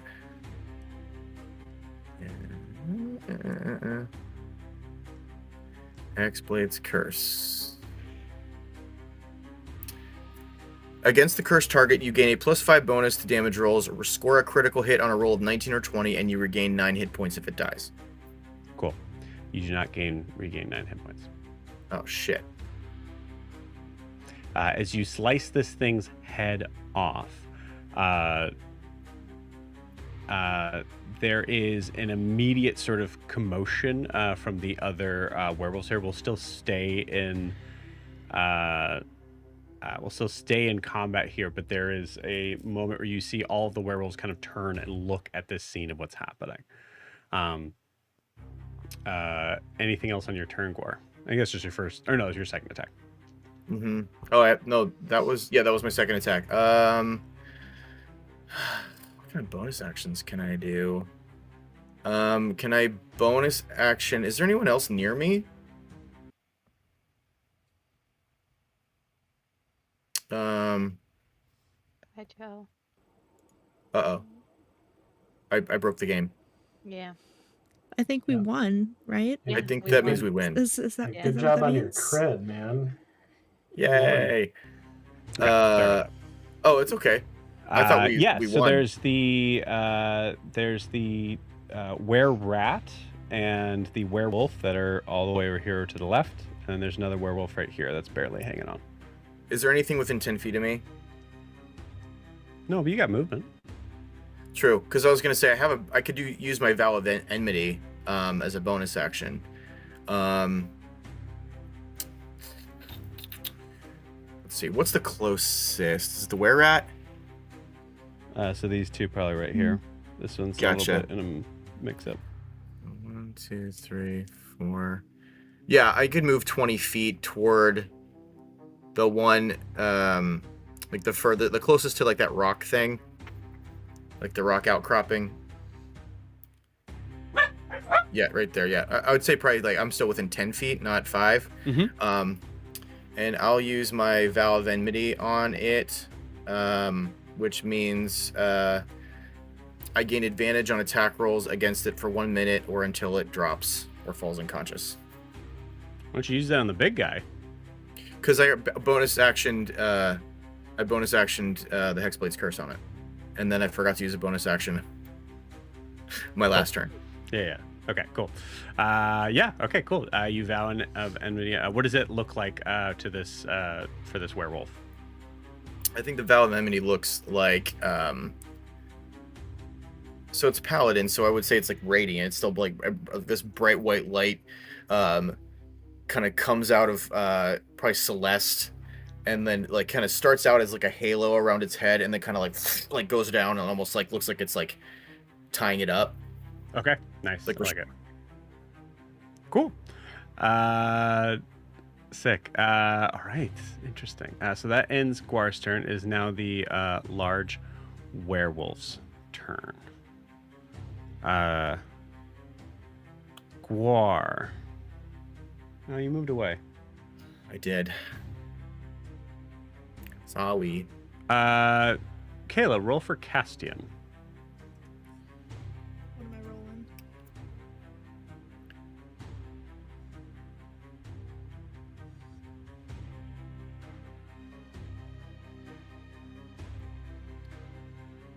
Didn't hear what you said if you said anything. Oh, I said, what am I rolling? A D20. Okay. 13. 13. Okay, cool. 14.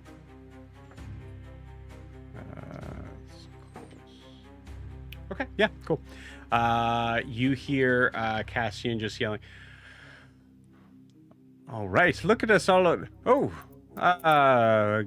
Guys. As Cassian is seeing this strange sort of like seeing the this is gross. The neck itself seems to kind of cauterize itself slowly. Or actually, I'd say pretty fast in this moment. As Cassian goes, keep attacking, or is it dead, or what?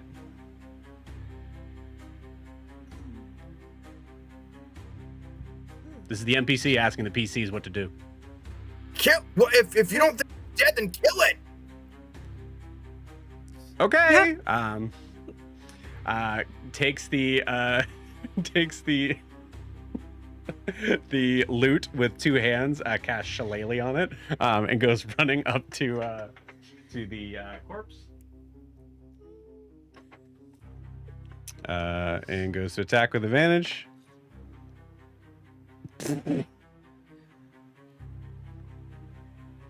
That's a 4 and a 5.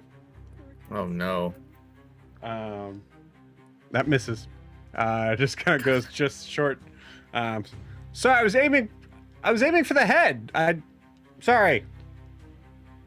Nice wolves though, right? And the wolves will go. Looks at Saren. Actually, you see Cassian look at Saren and just go, "You like the wolves, right?" Yeah, they're great. Thank you. Yeah, I made them for you. It's bardic inspiration. Cool. What is the die on bardic for? Yeah, somebody please tell me. Oh, I'd be a D6. D6. Okay. Yeah. Is that just to like an attack roll or An attack roll, saving throw, any dice roll except for damage. Okay. Cool. Wolf goes to attack, fully misses. The other two go to attack the. Oh, damn it! I don't want to be the one to kill this werewolf. It's fine. We'll be okay with it. It's very possible. Both with advantage. 13. Yeah, 3 is gonna hit. That's a 2. Okay. Isn't dead yet. As a wolf kind of slices at the werewolf, but it's looking rough. It's a 17 hit. I have to roll a 1 to not kill this thing. From a D4. Let's see. Get a D4 that you guys can actually maybe see. That's a 4. Cool. So the wolf. How do you want to do this, Joe? The wolf just grabs the other wolf from the back, pulls it down to the ground, and just starts chew-choying, throwing it as he tosses it like just past Jack, who has to kind of move out of the way. And Veldani looks, goes, That was what I was going to do, but yeah, that works. Those are great wolves, Cassian. Hey. Saren just yells, "You guys are doing great." Did I get anything for that? Is that your bardic or? I air 5 him. He just also like his instrument's fine, but there was a possibility that he ruined it. I think that might be why he missed. Oh, no. Doesn't want to break his guitar, so yeah. I get it. Right. Cool. That is the end of the turn. We go back to the top of the order. Saren, you're up. Can I take a free action to pet one of the wolves and tell them good job? Who's a good boy? Yes, you are right next to one of them. Yes, you. Amazing. You are petting she does the that one, first. You are petting the one that didn't kill it. They're all like a thing. Cool. You tried so hard. Yeah, it's so good. Cool. I'm gonna roll to see if the other wolf feels so dejected, because it feels value from what it's able to do as a wolf in helping. There's a wolf loneliness epidemic. Yeah, but I rolled a 17, so he tanks it. Okay. It's fine. Amazing. Cool. Okay, so now your turn. So now my actual turn. Am I flanking the not so dead big guy in the middle with I would say so, with Lucy? Okay, cool. Yeah, so she is going right up to where its neck is starting to reconnect and just trying to slice straight down on it. Okay. Oh. That is a... Where did my attack page go? That is a 19 to hit. Oh wait, I'm flanking. That's a 21 to hit. That'll hit. Cool. Okay.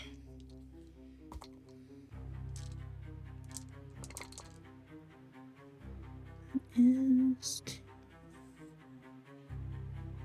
9, 10, 24, 26, 29, 31. That was a 31. Okay, cool. 31, you slice into this thing. Saren, go ahead and give me a medicine check. I'll say with advantage. Okay. Or a nature check, actually. Nature check would be so much better. Love that. That is a 19 and a 1. So that is a 25. Cool. So that is enough. As you slice into the thing, you see that it is still seeming to kind of like cauterize itself. Mm-hmm. And Saren, you remember the stories about werewolves and things that, like, when you heard about like these werewolves, you actually had a moment of like wondering, like, do we need to have specific weapons for this? And most of the werewolves that you've encountered were able to die from normal magical weapons. You think this one needs something specific? Silver. Yeah. Yep. Do wonder if her daggers happen to be silver. No, it's a horrible metal to put on weapons.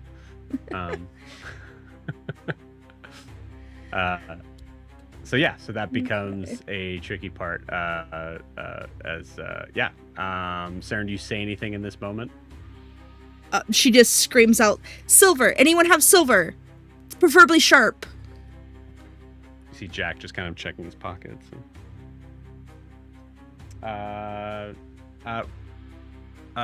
Let's do this. Mike, roll me a d20. Kayla, roll me a d20. Lorianne, roll me a d20. And Milo, roll me a d20. Yeah, I called Jamie Milo, I guess. Yeah. I want Jamie to stay in character. The rest of you guys can just, yeah, it's fine. Yeah, that's a 6. Cool. 17. Cool. 9. Cool. 13. Cool. Awesome. All right. One of you had to roll a nat 20 for any of them to have silver on them, but no luck for that. I have an idea. Okay, I like it. It is Veldani's turn. Veldani kind of reaches, goes, I don't have, nope, not a very good metal to be using for weapons. What do you want me to do now?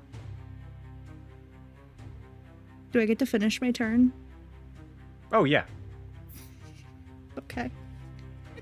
Sorry to interrupt. The were rat, I believe, is that within 30 feet of the big guy? It is. Okay. Cool. So he takes 6, 10, 12, 15. Yeah, 15 necrotic damage. Okay. And then Okay. Got it. I guess. Bonus action.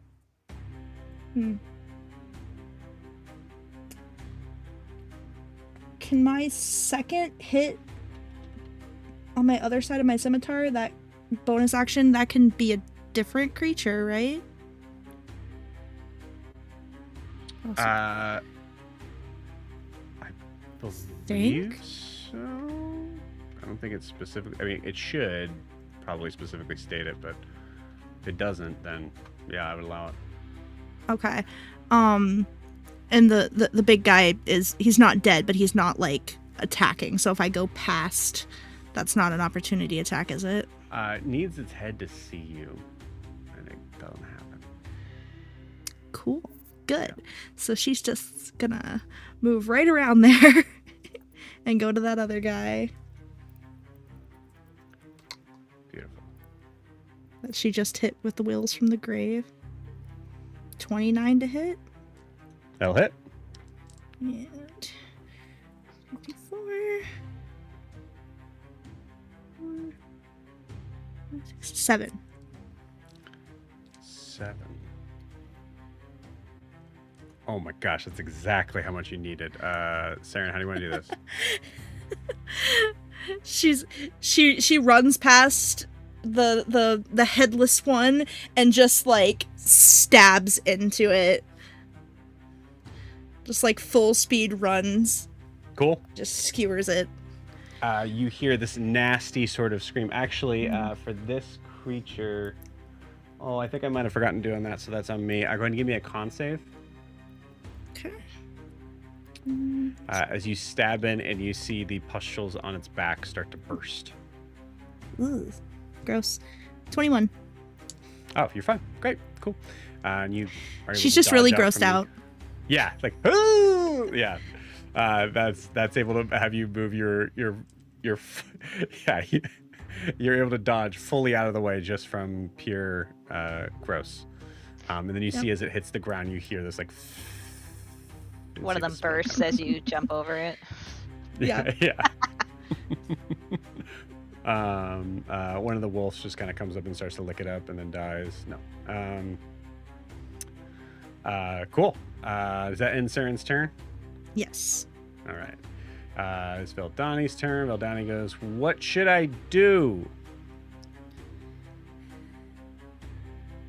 Nobody has silver? Can we conjure something? Does that count? Where's Milo? I don't have that on me.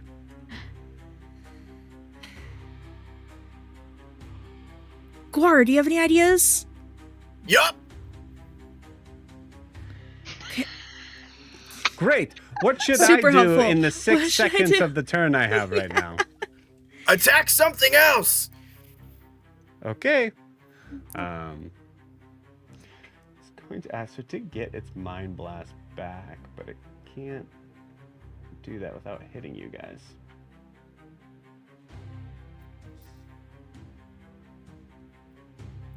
Okay. All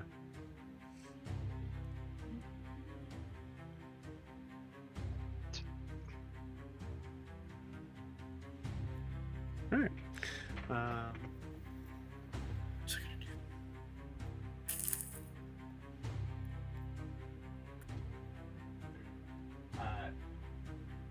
takes the full movement to get up to this other werewolf and takes out this dagger. As you see this like kind of like bright sort of bright purplish sort of magical essence kind of go around and goes, here goes nothing, and then goes to stab into the werewolf. It's a 17 to hit, which hits. That is something. That's 4 plus 5. That's 9 on the okay, not dead. Okay, great, cool. 40. Looking hurt. The other werewolf is dead. All right. Cool. It's Jack's turn.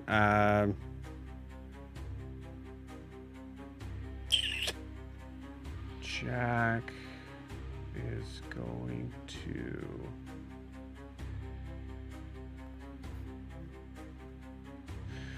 you see Jack's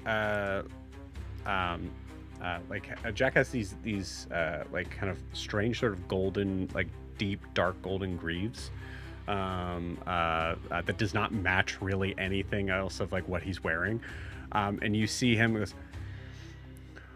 all right, do we want should I shoot at the big one? Yes.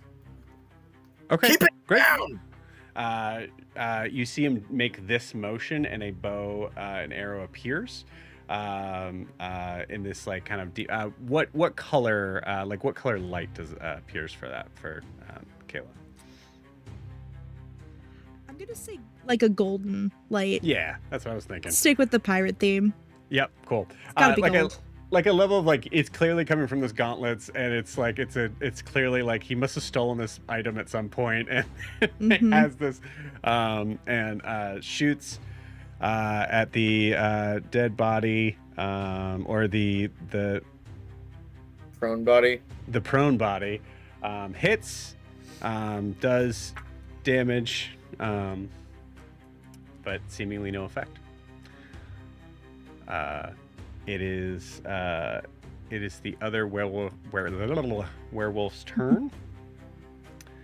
It is cornered. It is going to take an action to disengage and is going to try to run. Bitch.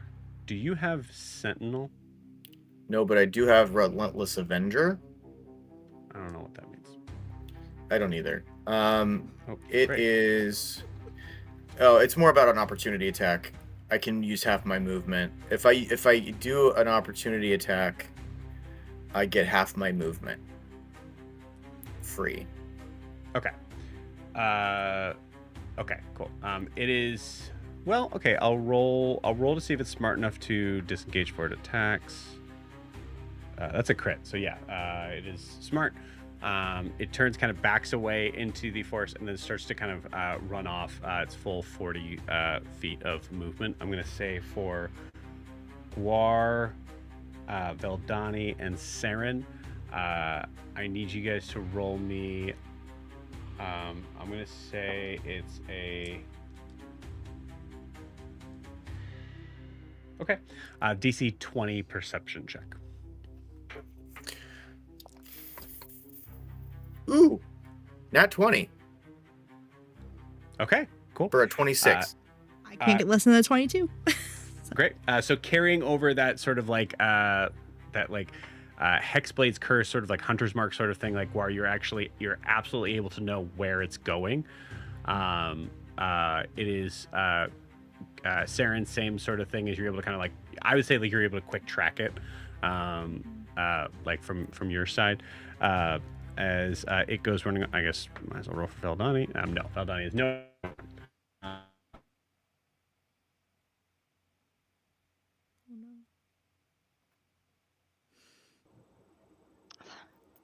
thought it was me at first.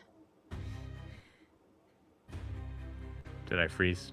Yeah. Yeah. Yep, there we go. Okay. Sorry. Guar and Saren, it is your choice to chase after or not. I have a plan for the big guy. So do you want to chase? Yeah, Saren will chase it. Okay, cool. You got it.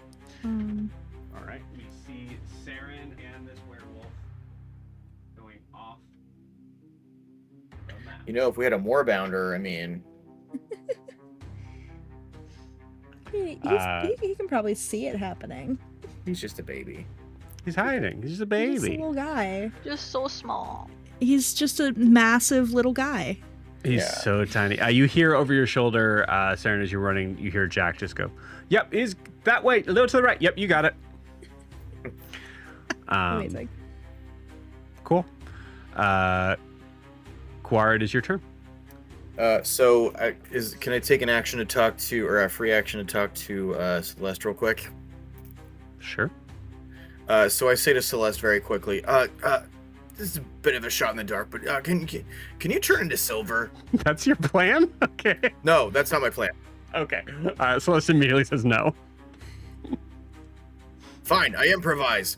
I bonus action Misty Step over to where the werewolf is prone. Okay. I pull out my portable hole, and Okay. I drape it over the werewolf. Okay, cool. Let me check some stuff here on this. That's all I had. That's interesting. It's good. Like it. Just gotta close it up in that hole until you figure it Falls into out. a circular sheet. Okay. I'm so sorry. The portable hole is 6 feet in diameter. Yeah. The square is 5. But could I kind of sleeping bag it, like up him, you know, like, or does it have to be? Just put his head in Like- there. Yeah. Or can you lay it flat and push him into the hole? Yeah. Roll me a nat 20. Okay. Fine. That's all it takes. What was that one? Oh no, that's a 14. Okay, cool. Yeah, but how many you- tries? Guar, You give your inspiration? tell me. Ooh, I do have my You inspiration. want to spend it on that? Okay, yeah. Yes. Nope, that was worse. I'll say you're using your birthday inspiration. Yeah. Roll with advantage. All right. That was even worse than the last one. Okay, cool. Guar, please tell me how spectacularly you fail this.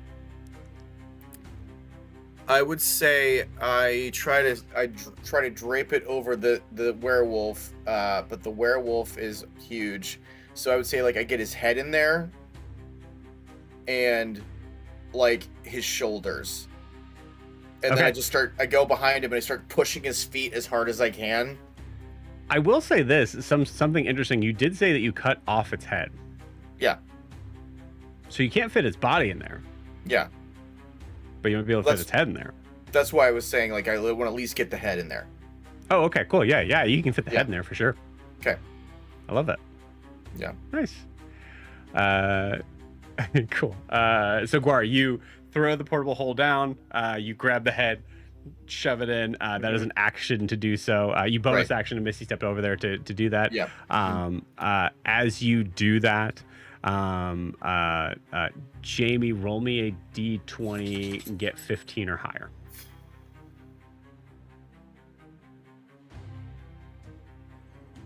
It's 18. Really? Okay. Yeah. So there is a moment here as there's a moment that you're doing this, and it is a lot of work, like to be able to kind of like get the hole and make sure like it has to be completely flat for it to like kind of work as a portable hole. There's like moments of like taking the head and this like there's probably a moment where Guar, you're just like oof, as it's just I feel like I would kick into the hole, you know? okay. Yeah, Just I knock or like that. kick it. Yeah. Just go full Aragorn. Break two of my toes. Yeah. Yeah. Incredible. So as you do that, you where the hell is? No. Well, you whatever. kick with the I flat of your don't foot, remember. not the toe. You are like there's a lot of like shouting that's kind of happening behind you, but you're like I'm concentrating. I gotta work on this. And what we see from the camera wise is Guar taking the head, placing it into the hole, or kicking it into the hole, dropping in, making sure it's going down, looking down into the hole as there is a large creature, a large headless creature that stands up and starts to walk slowly towards Guar. And because of that 18 roll from Jamie, what happens instead is as this creature kind of goes to lunge for you, all of a sudden you see this. You don't see Guar, but the camera sees a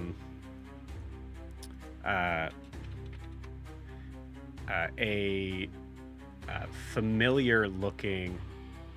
Oh no, yeah, cool. I love that. Guar, I'll say you turn around and see this as you see all of a sudden a hand go through the center, sort of like the solar plexus of this creature, as you see a silvered cestus. Yes! As it reaches through, punches, and you see this thing collapse, and you see standing behind it is Micah. I just scream, "Oh hell yeah!" Thanks for letting me bring Micah here. Thank you. Yeah. Thanks for that. Yeah. And we'll say with that, it is super late, but I do need the 10-minute break, so we'll say with that, we'll take our 10-minute break. We'll see you guys in 10.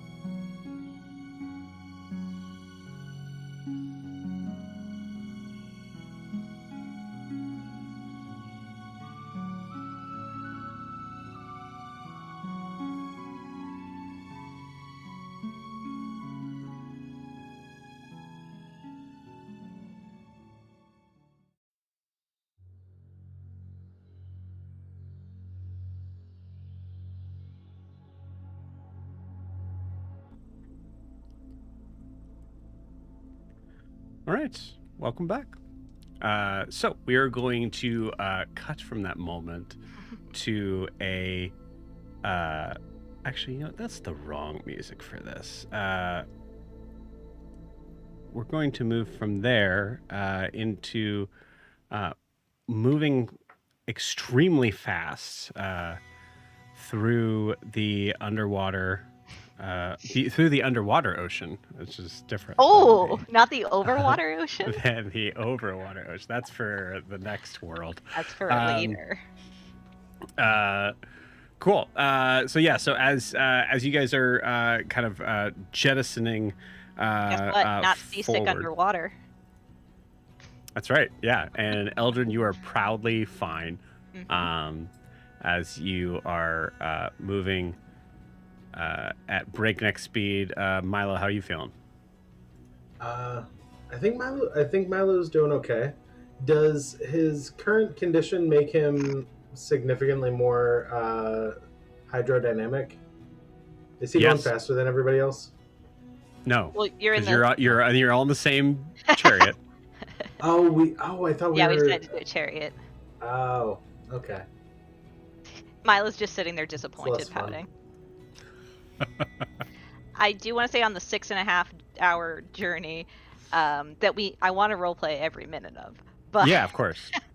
I will clue in Raylor and Wilbur and everything that I told Milo and Noros about like the things to be careful of and all that stuff, explaining like the whole they do everything intentionally, don't eat from spirals or things presented by eels, all of that shit. Okay.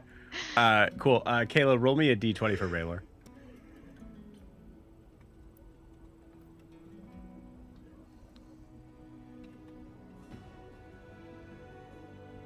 Cannot hear you if you're talking. Oh, 3. Sorry. 3. Cool. Great. Thank you for the 3. You see Raylor just like, yep, of course, yes. Very excited. It's exciting. Isn't it exciting? I mean, it's what it's. They make it sound we'll awful. We'll see. Me and Norris just had these sour looks on our face. Yeah. Oh, did you feel we just dropped an elevation? Did you guys feel that? No. I mean, We dropped about 9 feet, I think. Okay.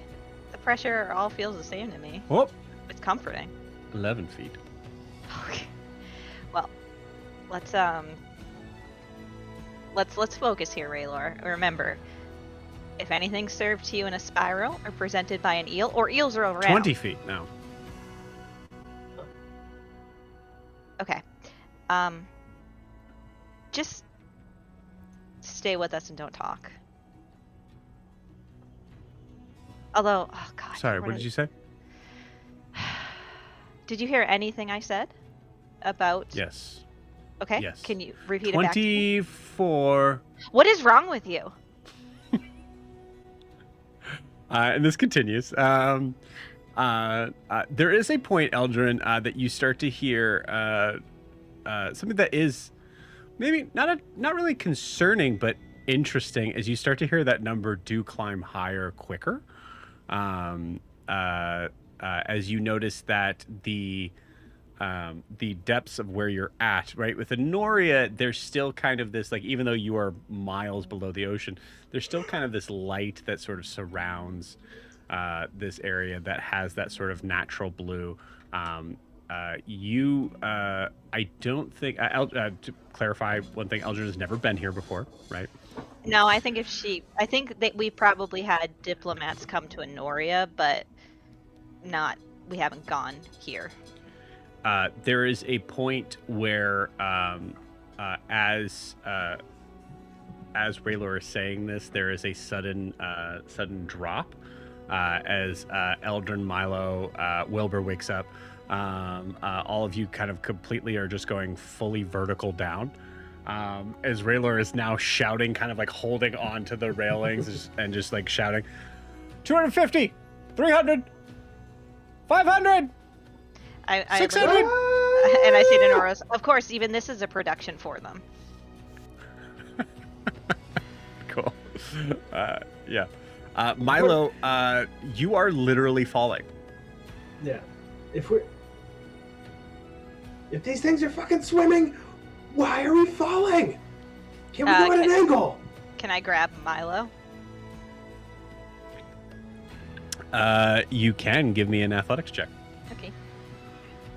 I'm trying to kill Jamie over here. Okay. Can I guide myself as I do it? No. Okay. This is reactionary. Milo's doing that's fine. The skydiver like starfish thing to stabilize. 19. 19. Okay, nice. Yeah. You grab Milo and you immediately feel your weight like kind of change. Like man, Yeah. Milo's like heavy. We gotta figure this out. Yeah, something is very wrong, but being able to hold on to him and like kind of like just like I would say honestly, you have to kind of pull him close. Like you have to hug him. Okay. Lorianne, you have to hug him. I do. Okay. I hug him. Milo's gonna hug back. It's Guar's dream come true.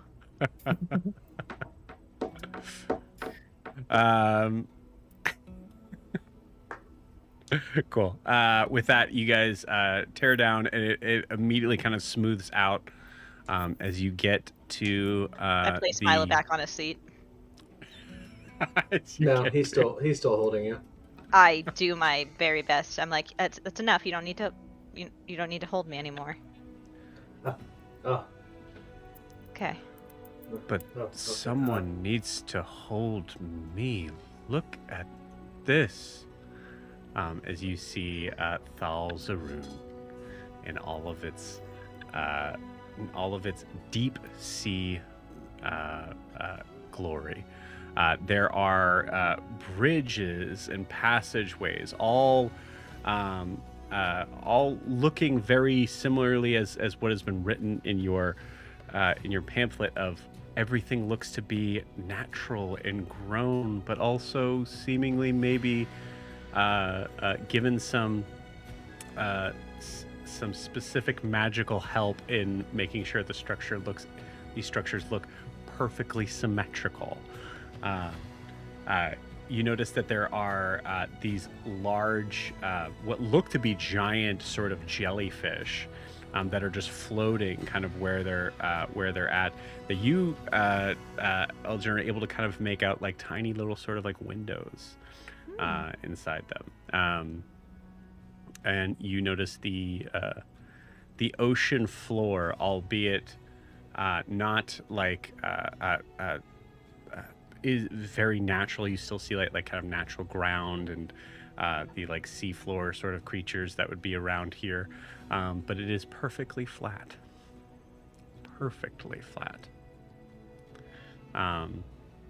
As you kind of are trying to find a place of where to be at, you see there is a very tall looking figure that is standing in front of what looks to be like kind of like the first building that you would be at. That looks to be like as if you have like arms tucked in robes, just patiently awaiting your arrival as you all arrive. Okay. Is there a place? Like, can I find a place to park this? That's. I mean, you just stop. I mean, you can stop. Oh, I stop. Okay. Yeah. I'll stop. Yeah. Well met, travelers. Please, feel free to leave your hippocampi here. We'll make sure they are well taken care of. Thank you. I'm here to seek an audience. We know why you're here. Okay. It is wonderful to welcome the presence of the Princess of Enoria. Thank you. Where shall I meet the Salt Seer? All in good time. please feel free to step out from your carriage. Correct. Is he speaking Elvish? He is. Okay. Eldrin speaking. Actually, no, he's speaking Primordial. Oh. Okay. Get out of here. Go. Yeah. So I say very well. And Eldrin, it's perfect diction. Eldrin nods and will tell everyone else, like, all right, let's go. I trust that it was a pleasant journey from Enoria. Yeah. Yes, of course. Long, but, you know. So we'd love to... Eldrin pauses because she's like, did I interrupt him? You see, it looks like he's about to say something and then just stops as you as it looks like you weren't done with your sentences. Oh, I have time. So there's the problem. I don't. So I would really love to. Oh, of course. I understand.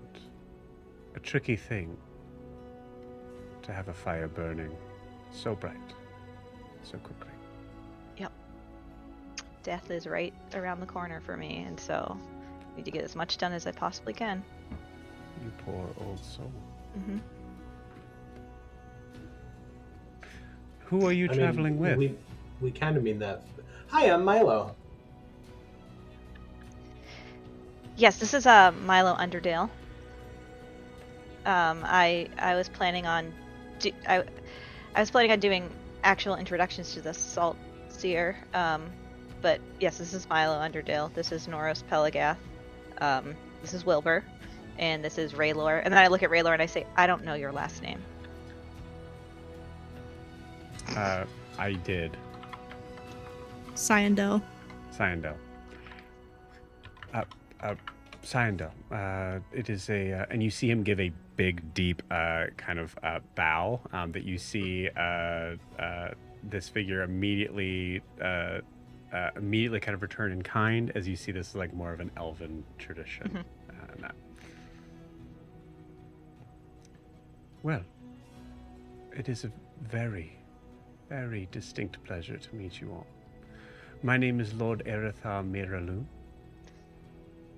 I am the voice of the Outer Court, but I made sure that your journey here would be met first by me. It is an honor to meet one of the rulers. One of many. But I appreciate the respect nonetheless. How is your High King these days? He's... you guys haven't left the like you've left the carriage, but it's still there. Yeah. Like you're like right next to it. Yeah. He's well, doing as well as one can with the. I'm sure you've heard tale of the hardships the Enerath family's had over the past few years. I don't know if I have. Okay. Well. Well, this is awkward. Perhaps we could share stories over some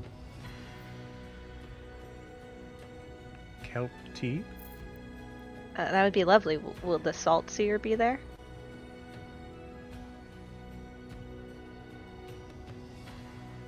We can ask. Wonderful. I mean, especially if she was expecting me. 6.5 hours is a good amount of time to prepare to meet with someone. For some, the expectation does not match the need for moving so quickly, at least here in Thal'Zaruun. Okay.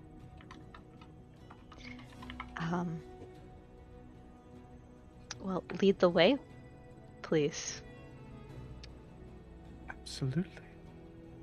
Well, here, as he kind of gestures upwards to the this kind of like strange sort of walkway above. Here we have the mirror step path. We begin above it all, so that you, anyone here, will remember that there is a place for everyone in their design. However, you notice looking at the suspended pearl glass that it is see-through, giving the understanding that we are all aware of each other, no matter what place we're held at. Would you like to try? You all can swim, I assume? Yes. You can walk the waters. Whatever gets us to our destination the quickest. Very well. Well, let me show you the mirror step path closer. And you see him just like he moves, and you see like it's just his fingers that are like moving to project himself forward. I look at Noros, and my eye twitches a little bit. Yeah. You're doing great. You're doing so good. You do better than me. Thank you. All right, come on, Milo. And you see Noros just go up. Yeah, Milo lunges and remembers that that's not working. Mm-hmm. So he just starts walking towards one of the supports of the mirror step path. He's just gonna walk up it. Okay, cool. It's a little longer to get there because what's that? Trajectory. Pythagorean theorem, whatever that is to get there. So you guys catch up to Lord Aerithar. Is there a problem with the smaller halfling? Oh yes. Yeah, I don't know. I got struck by lightning, and You're gone. You're nowhere near. If you're walking, you're. I say, yes. I'll be there in a minute. Unfortunately, he has been cursed, and we have not had the time to deal with it as of yet. So we're making. You see him stop in place. I think I run into him. Yeah. Oh. Apologies. My apologies. Did you? I believe I might have heard you incorrectly. He was struck by lightning by a spell that was put in place by our former Archmage, and it has caused him to have issues with gravity. I see. Well, that is something that... would you like us to fix? I wouldn't want to impose on the magic of Enoria. If it is something that you are equipped to fix, wonderful. I just, to be honest, have not had the time to do anything about it as of yet. Such a speedy life. Very well. You see Lord Aerithar kind of point down at Milo. And Mike, roll me a d20. You gotta get a nat 20. Yeah. That's a 3. You definitely see something like leave his fingertips, and then you see his hand kind of turn to a point. Is it best for us to go down there with him? He will not be able to accompany us. You just see Milo, not slowly, but he, hands in pockets, just walking. Charlie Brown walking. He's just he's not even sad. He's just kind of vibing. He's like, yeah, I'm on my way. I mean, yes, I suppose it would be the polite thing to walk with him. It would. Yes.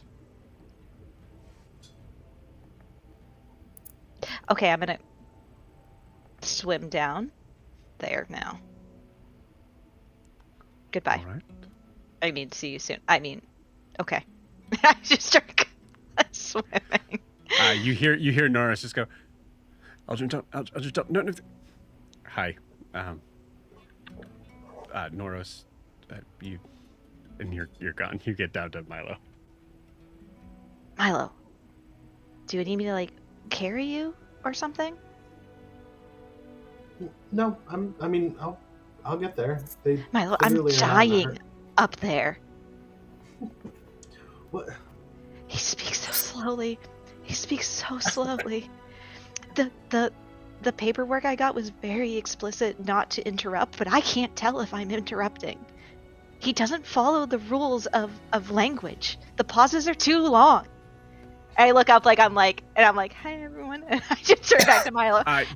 You see Noros is looking down, waiting for you. They haven't moved from their spot. They're waiting for you. And you see that Lord Arathar is saying something to Noros, and Noros is just like, Milo, this is torture.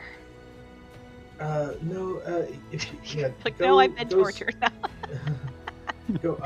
Just go swim up with him. I'll meet you up there quicker. Well, just give me your hand and I'll try and swim you up there.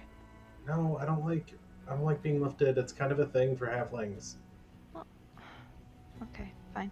I mean, he said it'd be rude if we left you behind. I'm perfectly fine with leaving you behind, Milo, let's be honest. But well, just give me your hand. I said hand. God damn it. I try and grab Milo and see if I can swim him up. cool. You did the sacrifice there, I'll say, and then you also had that 19, so I'm gonna say yeah, you do. It is significantly harder. Yeah. Yeah, we really got to get this figured out. I'm saying this as I'm holding my leg, so it's way too close to his ear. I'm just like, tonight I can, in the morning I can prepare remove curse. I just didn't think I'd need it today. Yeah. I don't know. I think I just had too much breakfast drink. That's Oren's theory right now. That's not what. No, that's not what this is at all. I don't know. Milo, you were cursed by Zaris. He's not great at magic. You were cursed. Okay.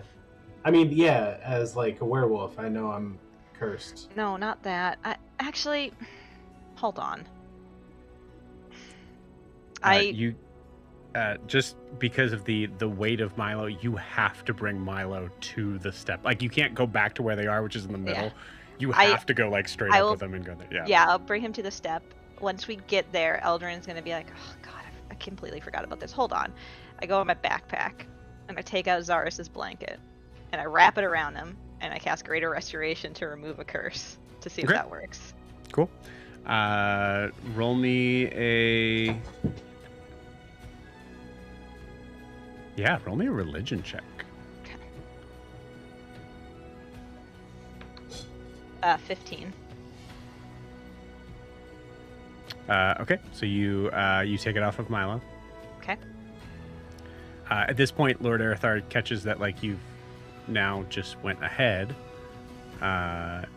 because you were getting to the path and you had to get onto the path to get it. So now just Arathar's, and starts to kind of like make his way towards you.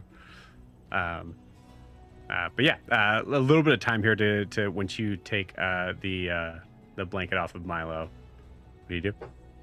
I'll put it back. Did it expel the spell?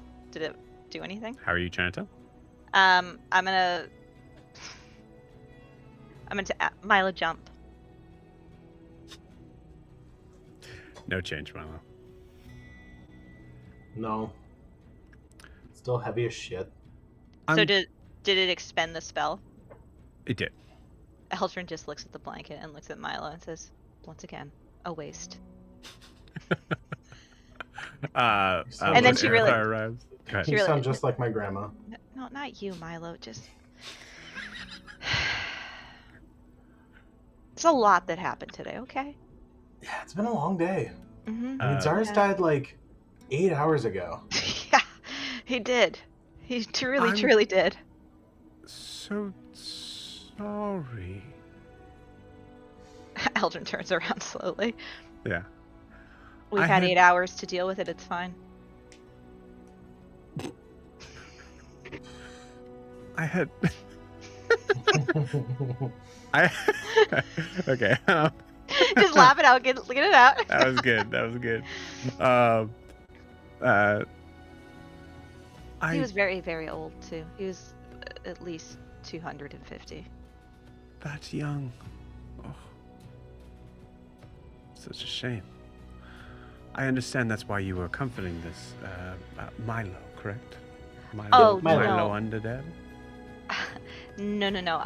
I was trying to see if I could remove a curse from him and if that would help with the situation, but alas, it just wasted a perfectly good use of something and did nothing. So. Well, I wouldn't consider it a waste helping a friend in need. Oh well, it did nothing to help him. I like this guy. Elf, actually. I like this elf. And Milo says, "Yeah, I can't swim right now, and I'm like, I don't know. There's something weird happening with the with the like, I don't know. I'm not affecting the water around me. I'm just like flapping through it. I see. Well, now understanding that is the particular trouble. I could always give you a friend for assistance. That would probably be best. I don't want to carry him the rest of this way. Very good.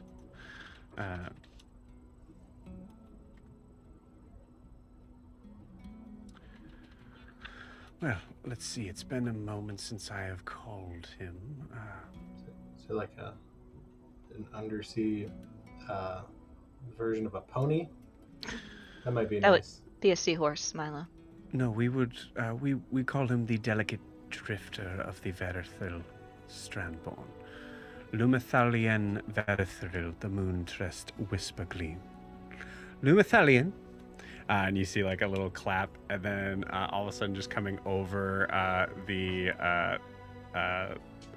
moon touch bridge is this jellyfish that is is purely white, and is about 6 feet in diameter.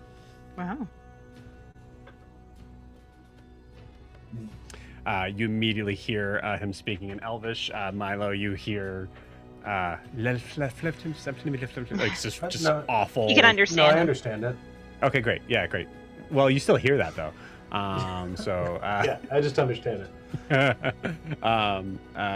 As you hear, even in that language, a politeful explanation of your predicament. There's like a moment of like Eldrin being like, "Oh, this is good," because Eldrin understands Elvish as well, right? Mm-hmm. Like Eldrin's like, "Oh, I'm gonna get this fucker," because like, you know, he's speaking a different language, but no, mm-hmm. Even that's polite. Yeah. Yeah. Well, and you see you actually feel the jellyfish kind of just go right underneath you and just kind of lift you up. Yeah, Milo's gonna sit crisscross applesauce on top, and thank you. I'm sorry there was a lot of words in your name. I didn't catch any of them in order, but thank you so much. This is very helpful. Oh, Lumethalien does not speak. Lumethalien is a jellyfish. Sure, but it seemed like they understood you. So they can understand sea elves and tritons. Yes, we have a way with animals underwater. Milo. I mean, it seems I do too, though. We like to believe that all creatures can speak to all other creatures, and there is some sense of understanding between them. Yes, but factually, our races can talk to these creatures, and they can understand us. Interesting word. We don't hear that very often here. Okay. When was the last time you hosted someone from Enoria? Oh, it's been some 100 or so years. Well. You all have been quite the strangers to our inquiries. Well, my knowledge, we tried to work with you, but we're not, what was it, insufficient pageantry? Oh, no, I believe it was the overindulgence of pageantry that I would say we were named with. Trying to have conversations sometimes is difficult when one is assuming the other should be acting a certain way. I must have been mistaken.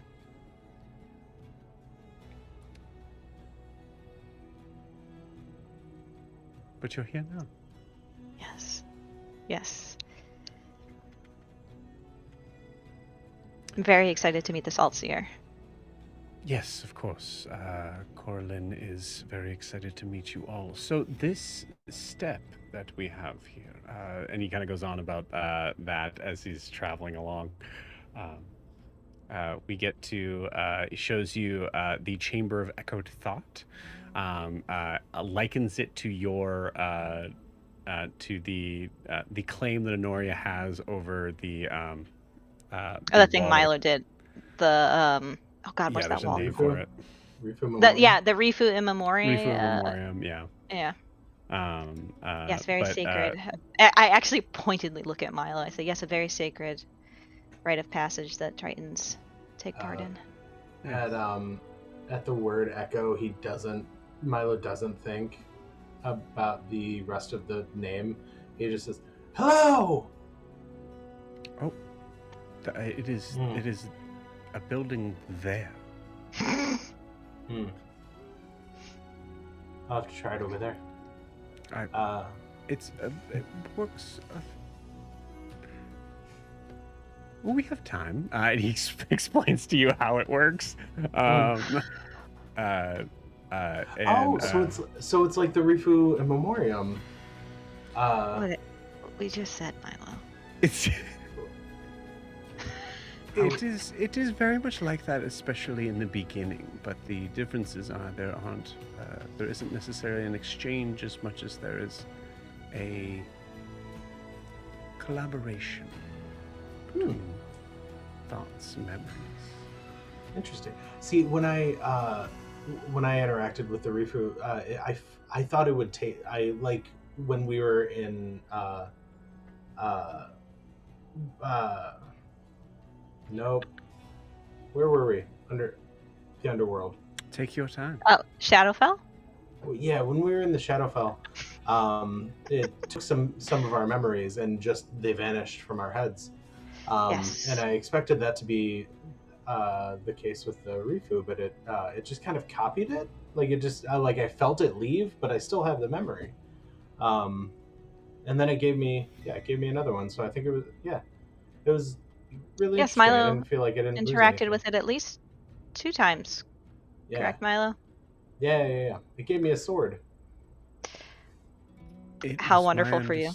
It's my understanding that the Rifu in Memoriam was closed off to only the most gifted Tritons. Well, it is supposed to be. It is supposed to be a rite of passage that you have earned after your test of land and you've proven yourself. Milo happened to stumble into it. Well, I didn't really stumble into it. My primordial crab. Another thing he stumbled into. I did stumble into that. So this continues on.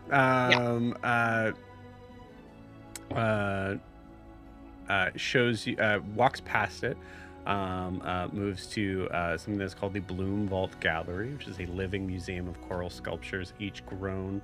Every piece is cultivated from a representation of a noble's grief, triumph, or vision. Art is not for, as he says, art is not for beauty alone. It is legacy, made living. How do your people mark what they cannot explain?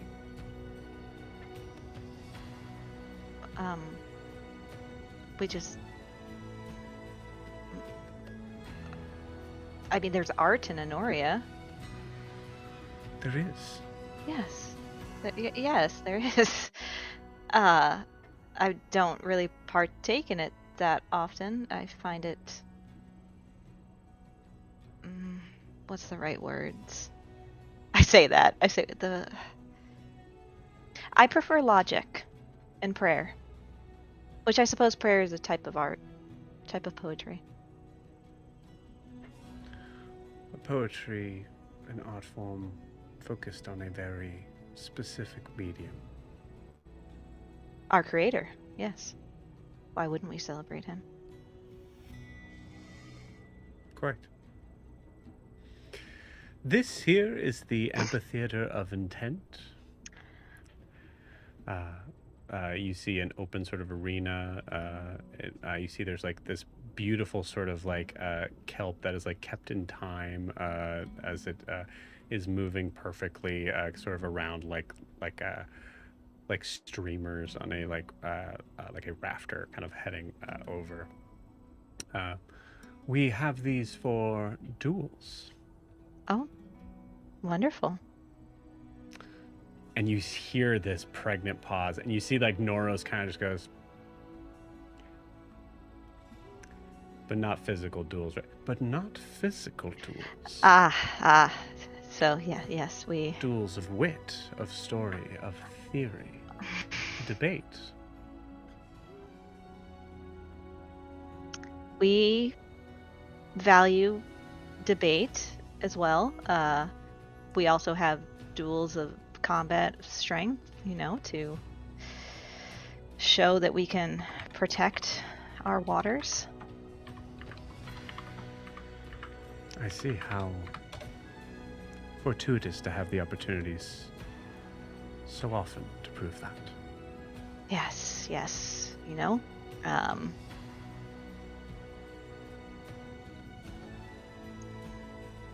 So Corlin.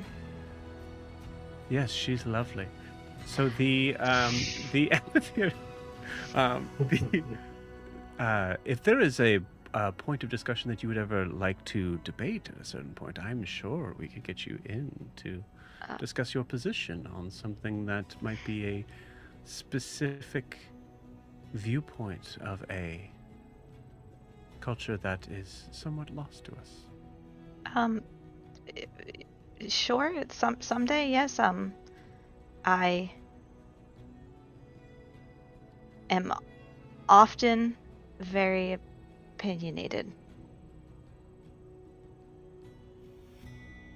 All right.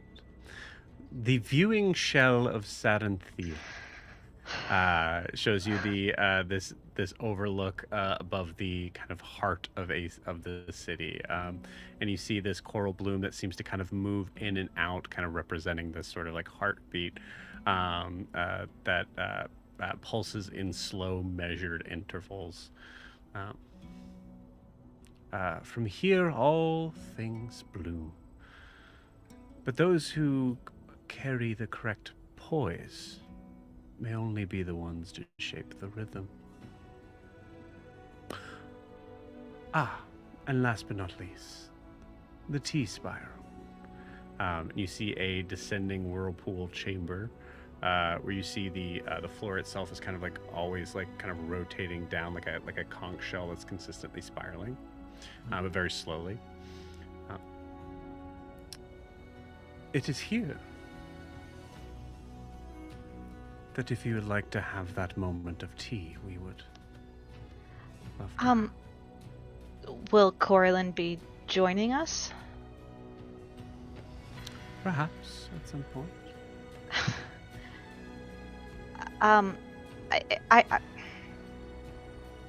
I mean, no offense here. I would love to partake in tea. It's just this is very, very time sensitive for our kingdom. Of course. And I would Sensitivity of time. would love to speak with the Salt Seer as soon as possible.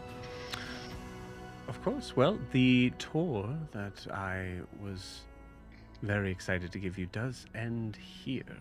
We can. It was a beautiful tour. On that, we agree. We do love our city very much.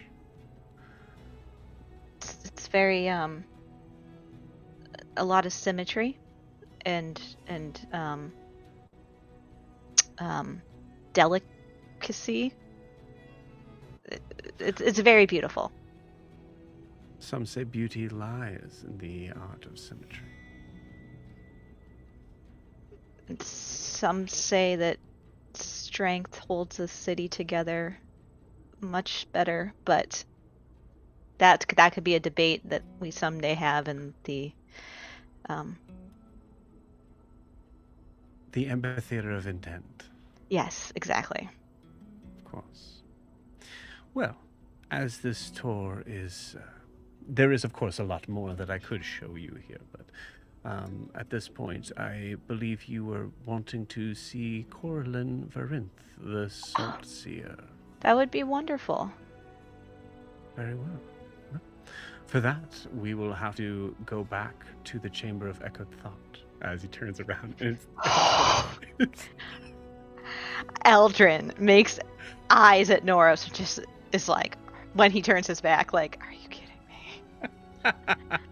As we turn back, I feel like this is a moment where like Eldrin doesn't keep up with him, and he like doubles back and passes Milo. And Milo catches him, and so do you think beauty? Do you believe beauty resides in symmetry, or I tend to believe it resides more in the like detailed focus, and the like minutia of design. That is a very interesting viewpoint. Something that I think would make sense for those on the surface. Something that is constantly showing variance to... Has he stopped? Yeah. To appreciate in a way that those under the surface may find difficult. Milo hears in his ear, because Eldrin uses her bracelet and says, "Do not distract him." Yeah, I guess. I mean, I suppose that makes sense for me. For people like me, I only get 200 to 220 years. I wouldn't say people like you. That's not what that was not my intention. Well, I had a further point to that.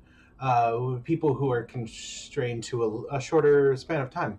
The beauty and meaning comes in focusing a larger amount of time on a small project. Yes. And so I think that's where the detail and that tends to stand out for at least my culture. Yes, the beauty of a flower is the existence of knowing that one day it will perish. In our flowers, 100 years or so, I believe, is all they have. Eldrin makes it up to them, and she's like, we could have this conversation at another time and continue on our journey. Yes, of course. Thank you. Let us continue to walk the path set before us. I don't mean to be rude or brisk. I have a mission, and I need to see it through. Of course. Right this way. And continues to walk slowly, pointing out certain things, just being the full level of it is Eldrin's nightmare. Yeah. They say this place is like a dream. Too. Yeah, it's our nightmare. Yeah. It's something that I think for Eldrin is particularly awful, but it's Also, all Tritons, I think, share a little bit of what Eldrin has in that way. So Noros is also dying inside. Yeah, because Noros is a lot more like, he's a lot freer than Eldrin is in some things, but this is still a lot. Yeah. Like for him. Yep.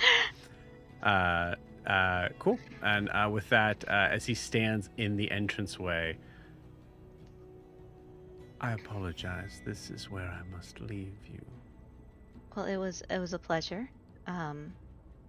Thank you for the tour and for greeting us. You see Arithar kind of take your hand in both of his hands like this. If there is anything the rulers of Thal'Zaruun could do for you, don't hesitate to ask. I've never been one to hesitate. Thank you.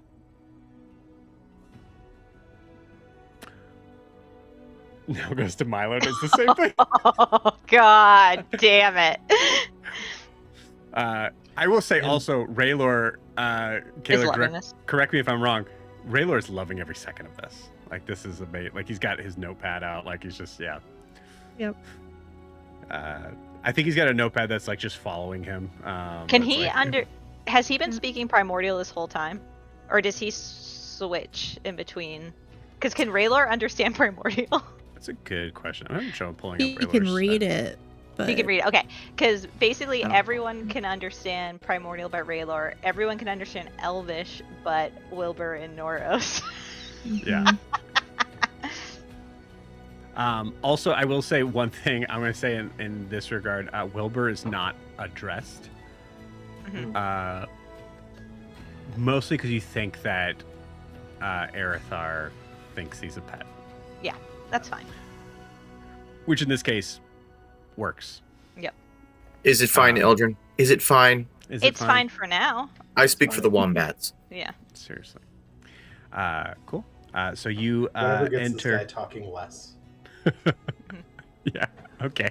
I feel like Milo did push some discussions. That was me speaking for Eldrin. Milo's loving this. Yeah. Milo's cool. Milo's with Raylor. This is like. I feel like Milo's thinking like, Eldrin and Nora said this was going to be a nightmare. This is fantastic. He's like, this is the first time I've been able to breathe. This is great. Beautiful. So he does his goodbye to everyone. He does his goodbye, and about 15 minutes later, walks off. In his goodbye to Milo, Milo says, "And if you require or desire anything of me while I'm here, I'm at your disposal." Oh, do you have specific gifts that might be of use to us?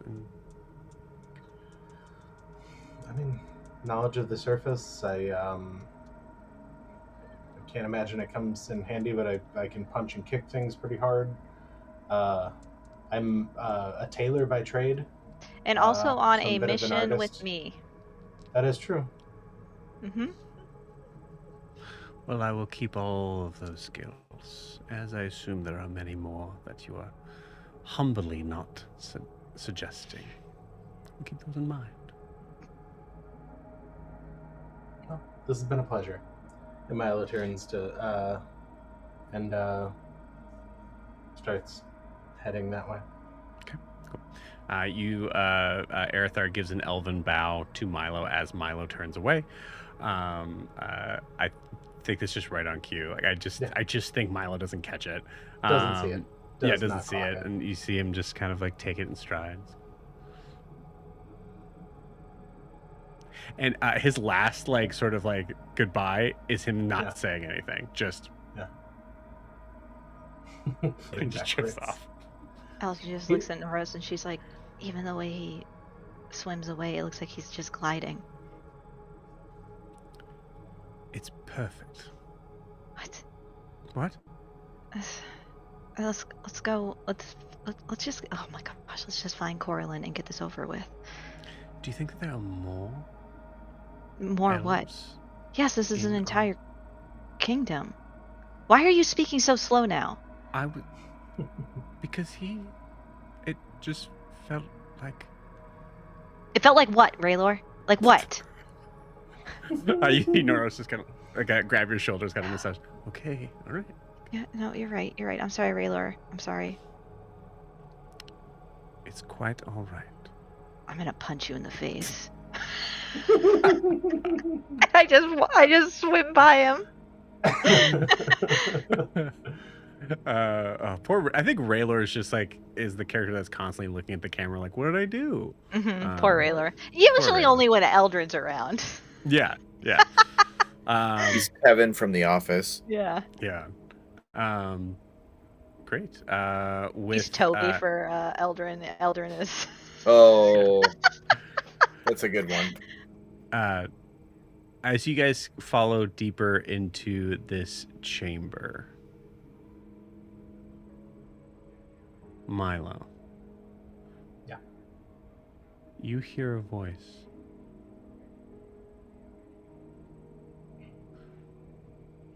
Milo Underdale.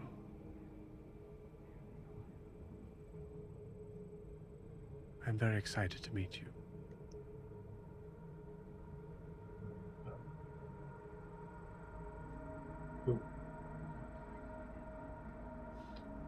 I'm very excited to find out who I'm meeting.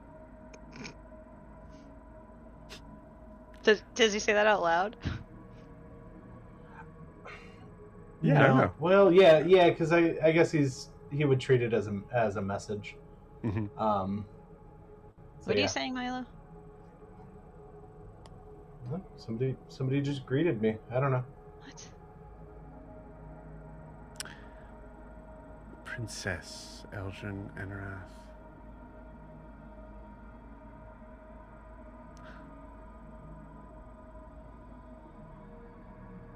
Your beauty, inside and out. I am very excited to meet you.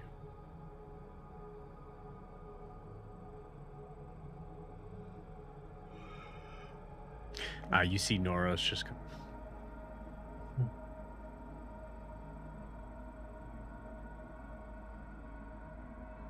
Thank you.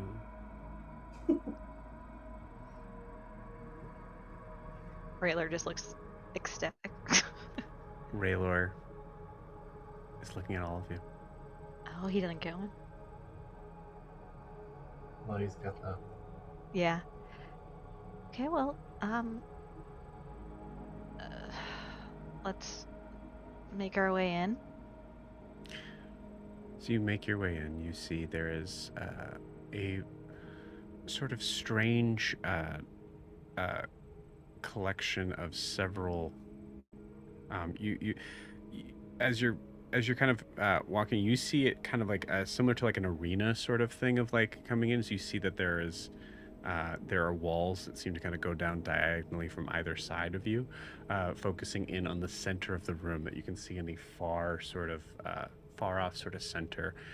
There is a figure that is standing alone. And as you get closer, you notice, like, as the walls are kind of coming down, you're peering over.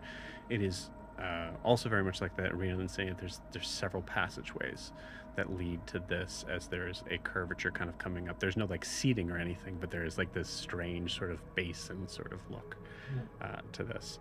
As you see this figure in the center. Oh, that's the picture. That's the other one. It's this one. It's this one.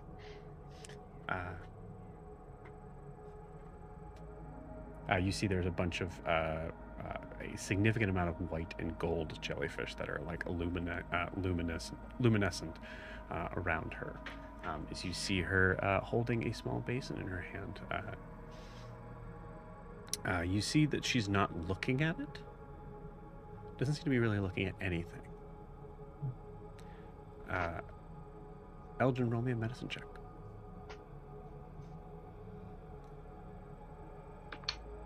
19. 19. This figure's doing things without looking in a way that is so skilled that you think it's a practiced thing, as you see that Corlin Varinth is blind. Oh. Looks in your general direction. Hello, Eldrin. It's nice to meet you. Not as much as it is to meet you.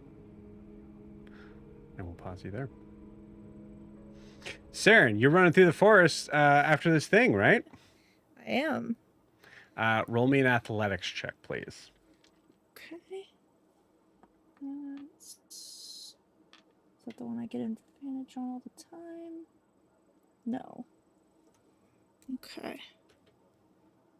18. 18. Okay.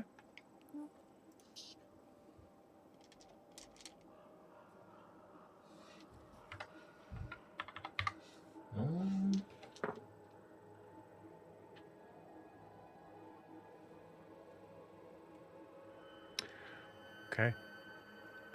As you're running, you're following the tracks. You're not really sure if you're gaining at all on this figure, as it is dark. But that's not right. You're able to see in the dark pretty well. That's a pretty substantial skill that you have. Why is it so dark here?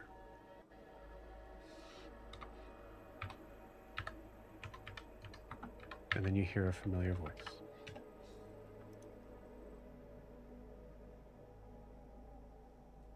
I think one is traveling off the path. What say you?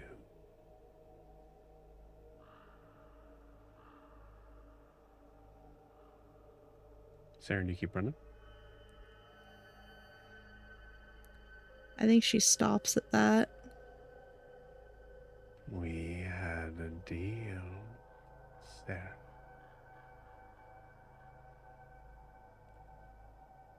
There are many paths that will lead to what you want. But this creature is not one of them.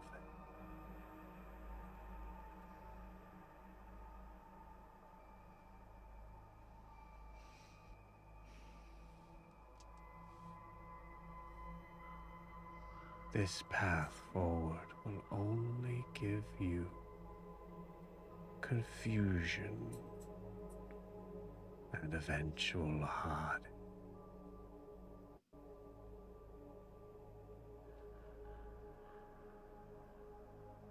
But you're mortal, so I'll allow you to make the choice. Turn back towards your friends, or find another puzzle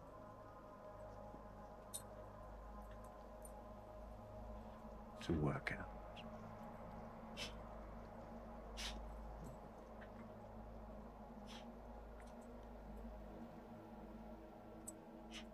She is gonna turn back towards where she thinks her friends are and start running the opposite way.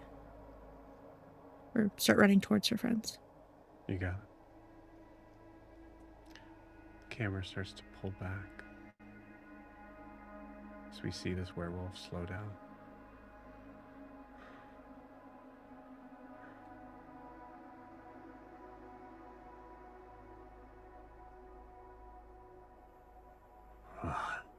I tried.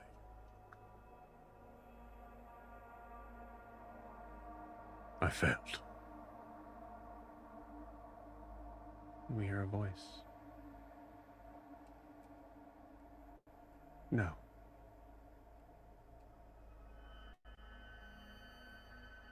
These ones are better left alive.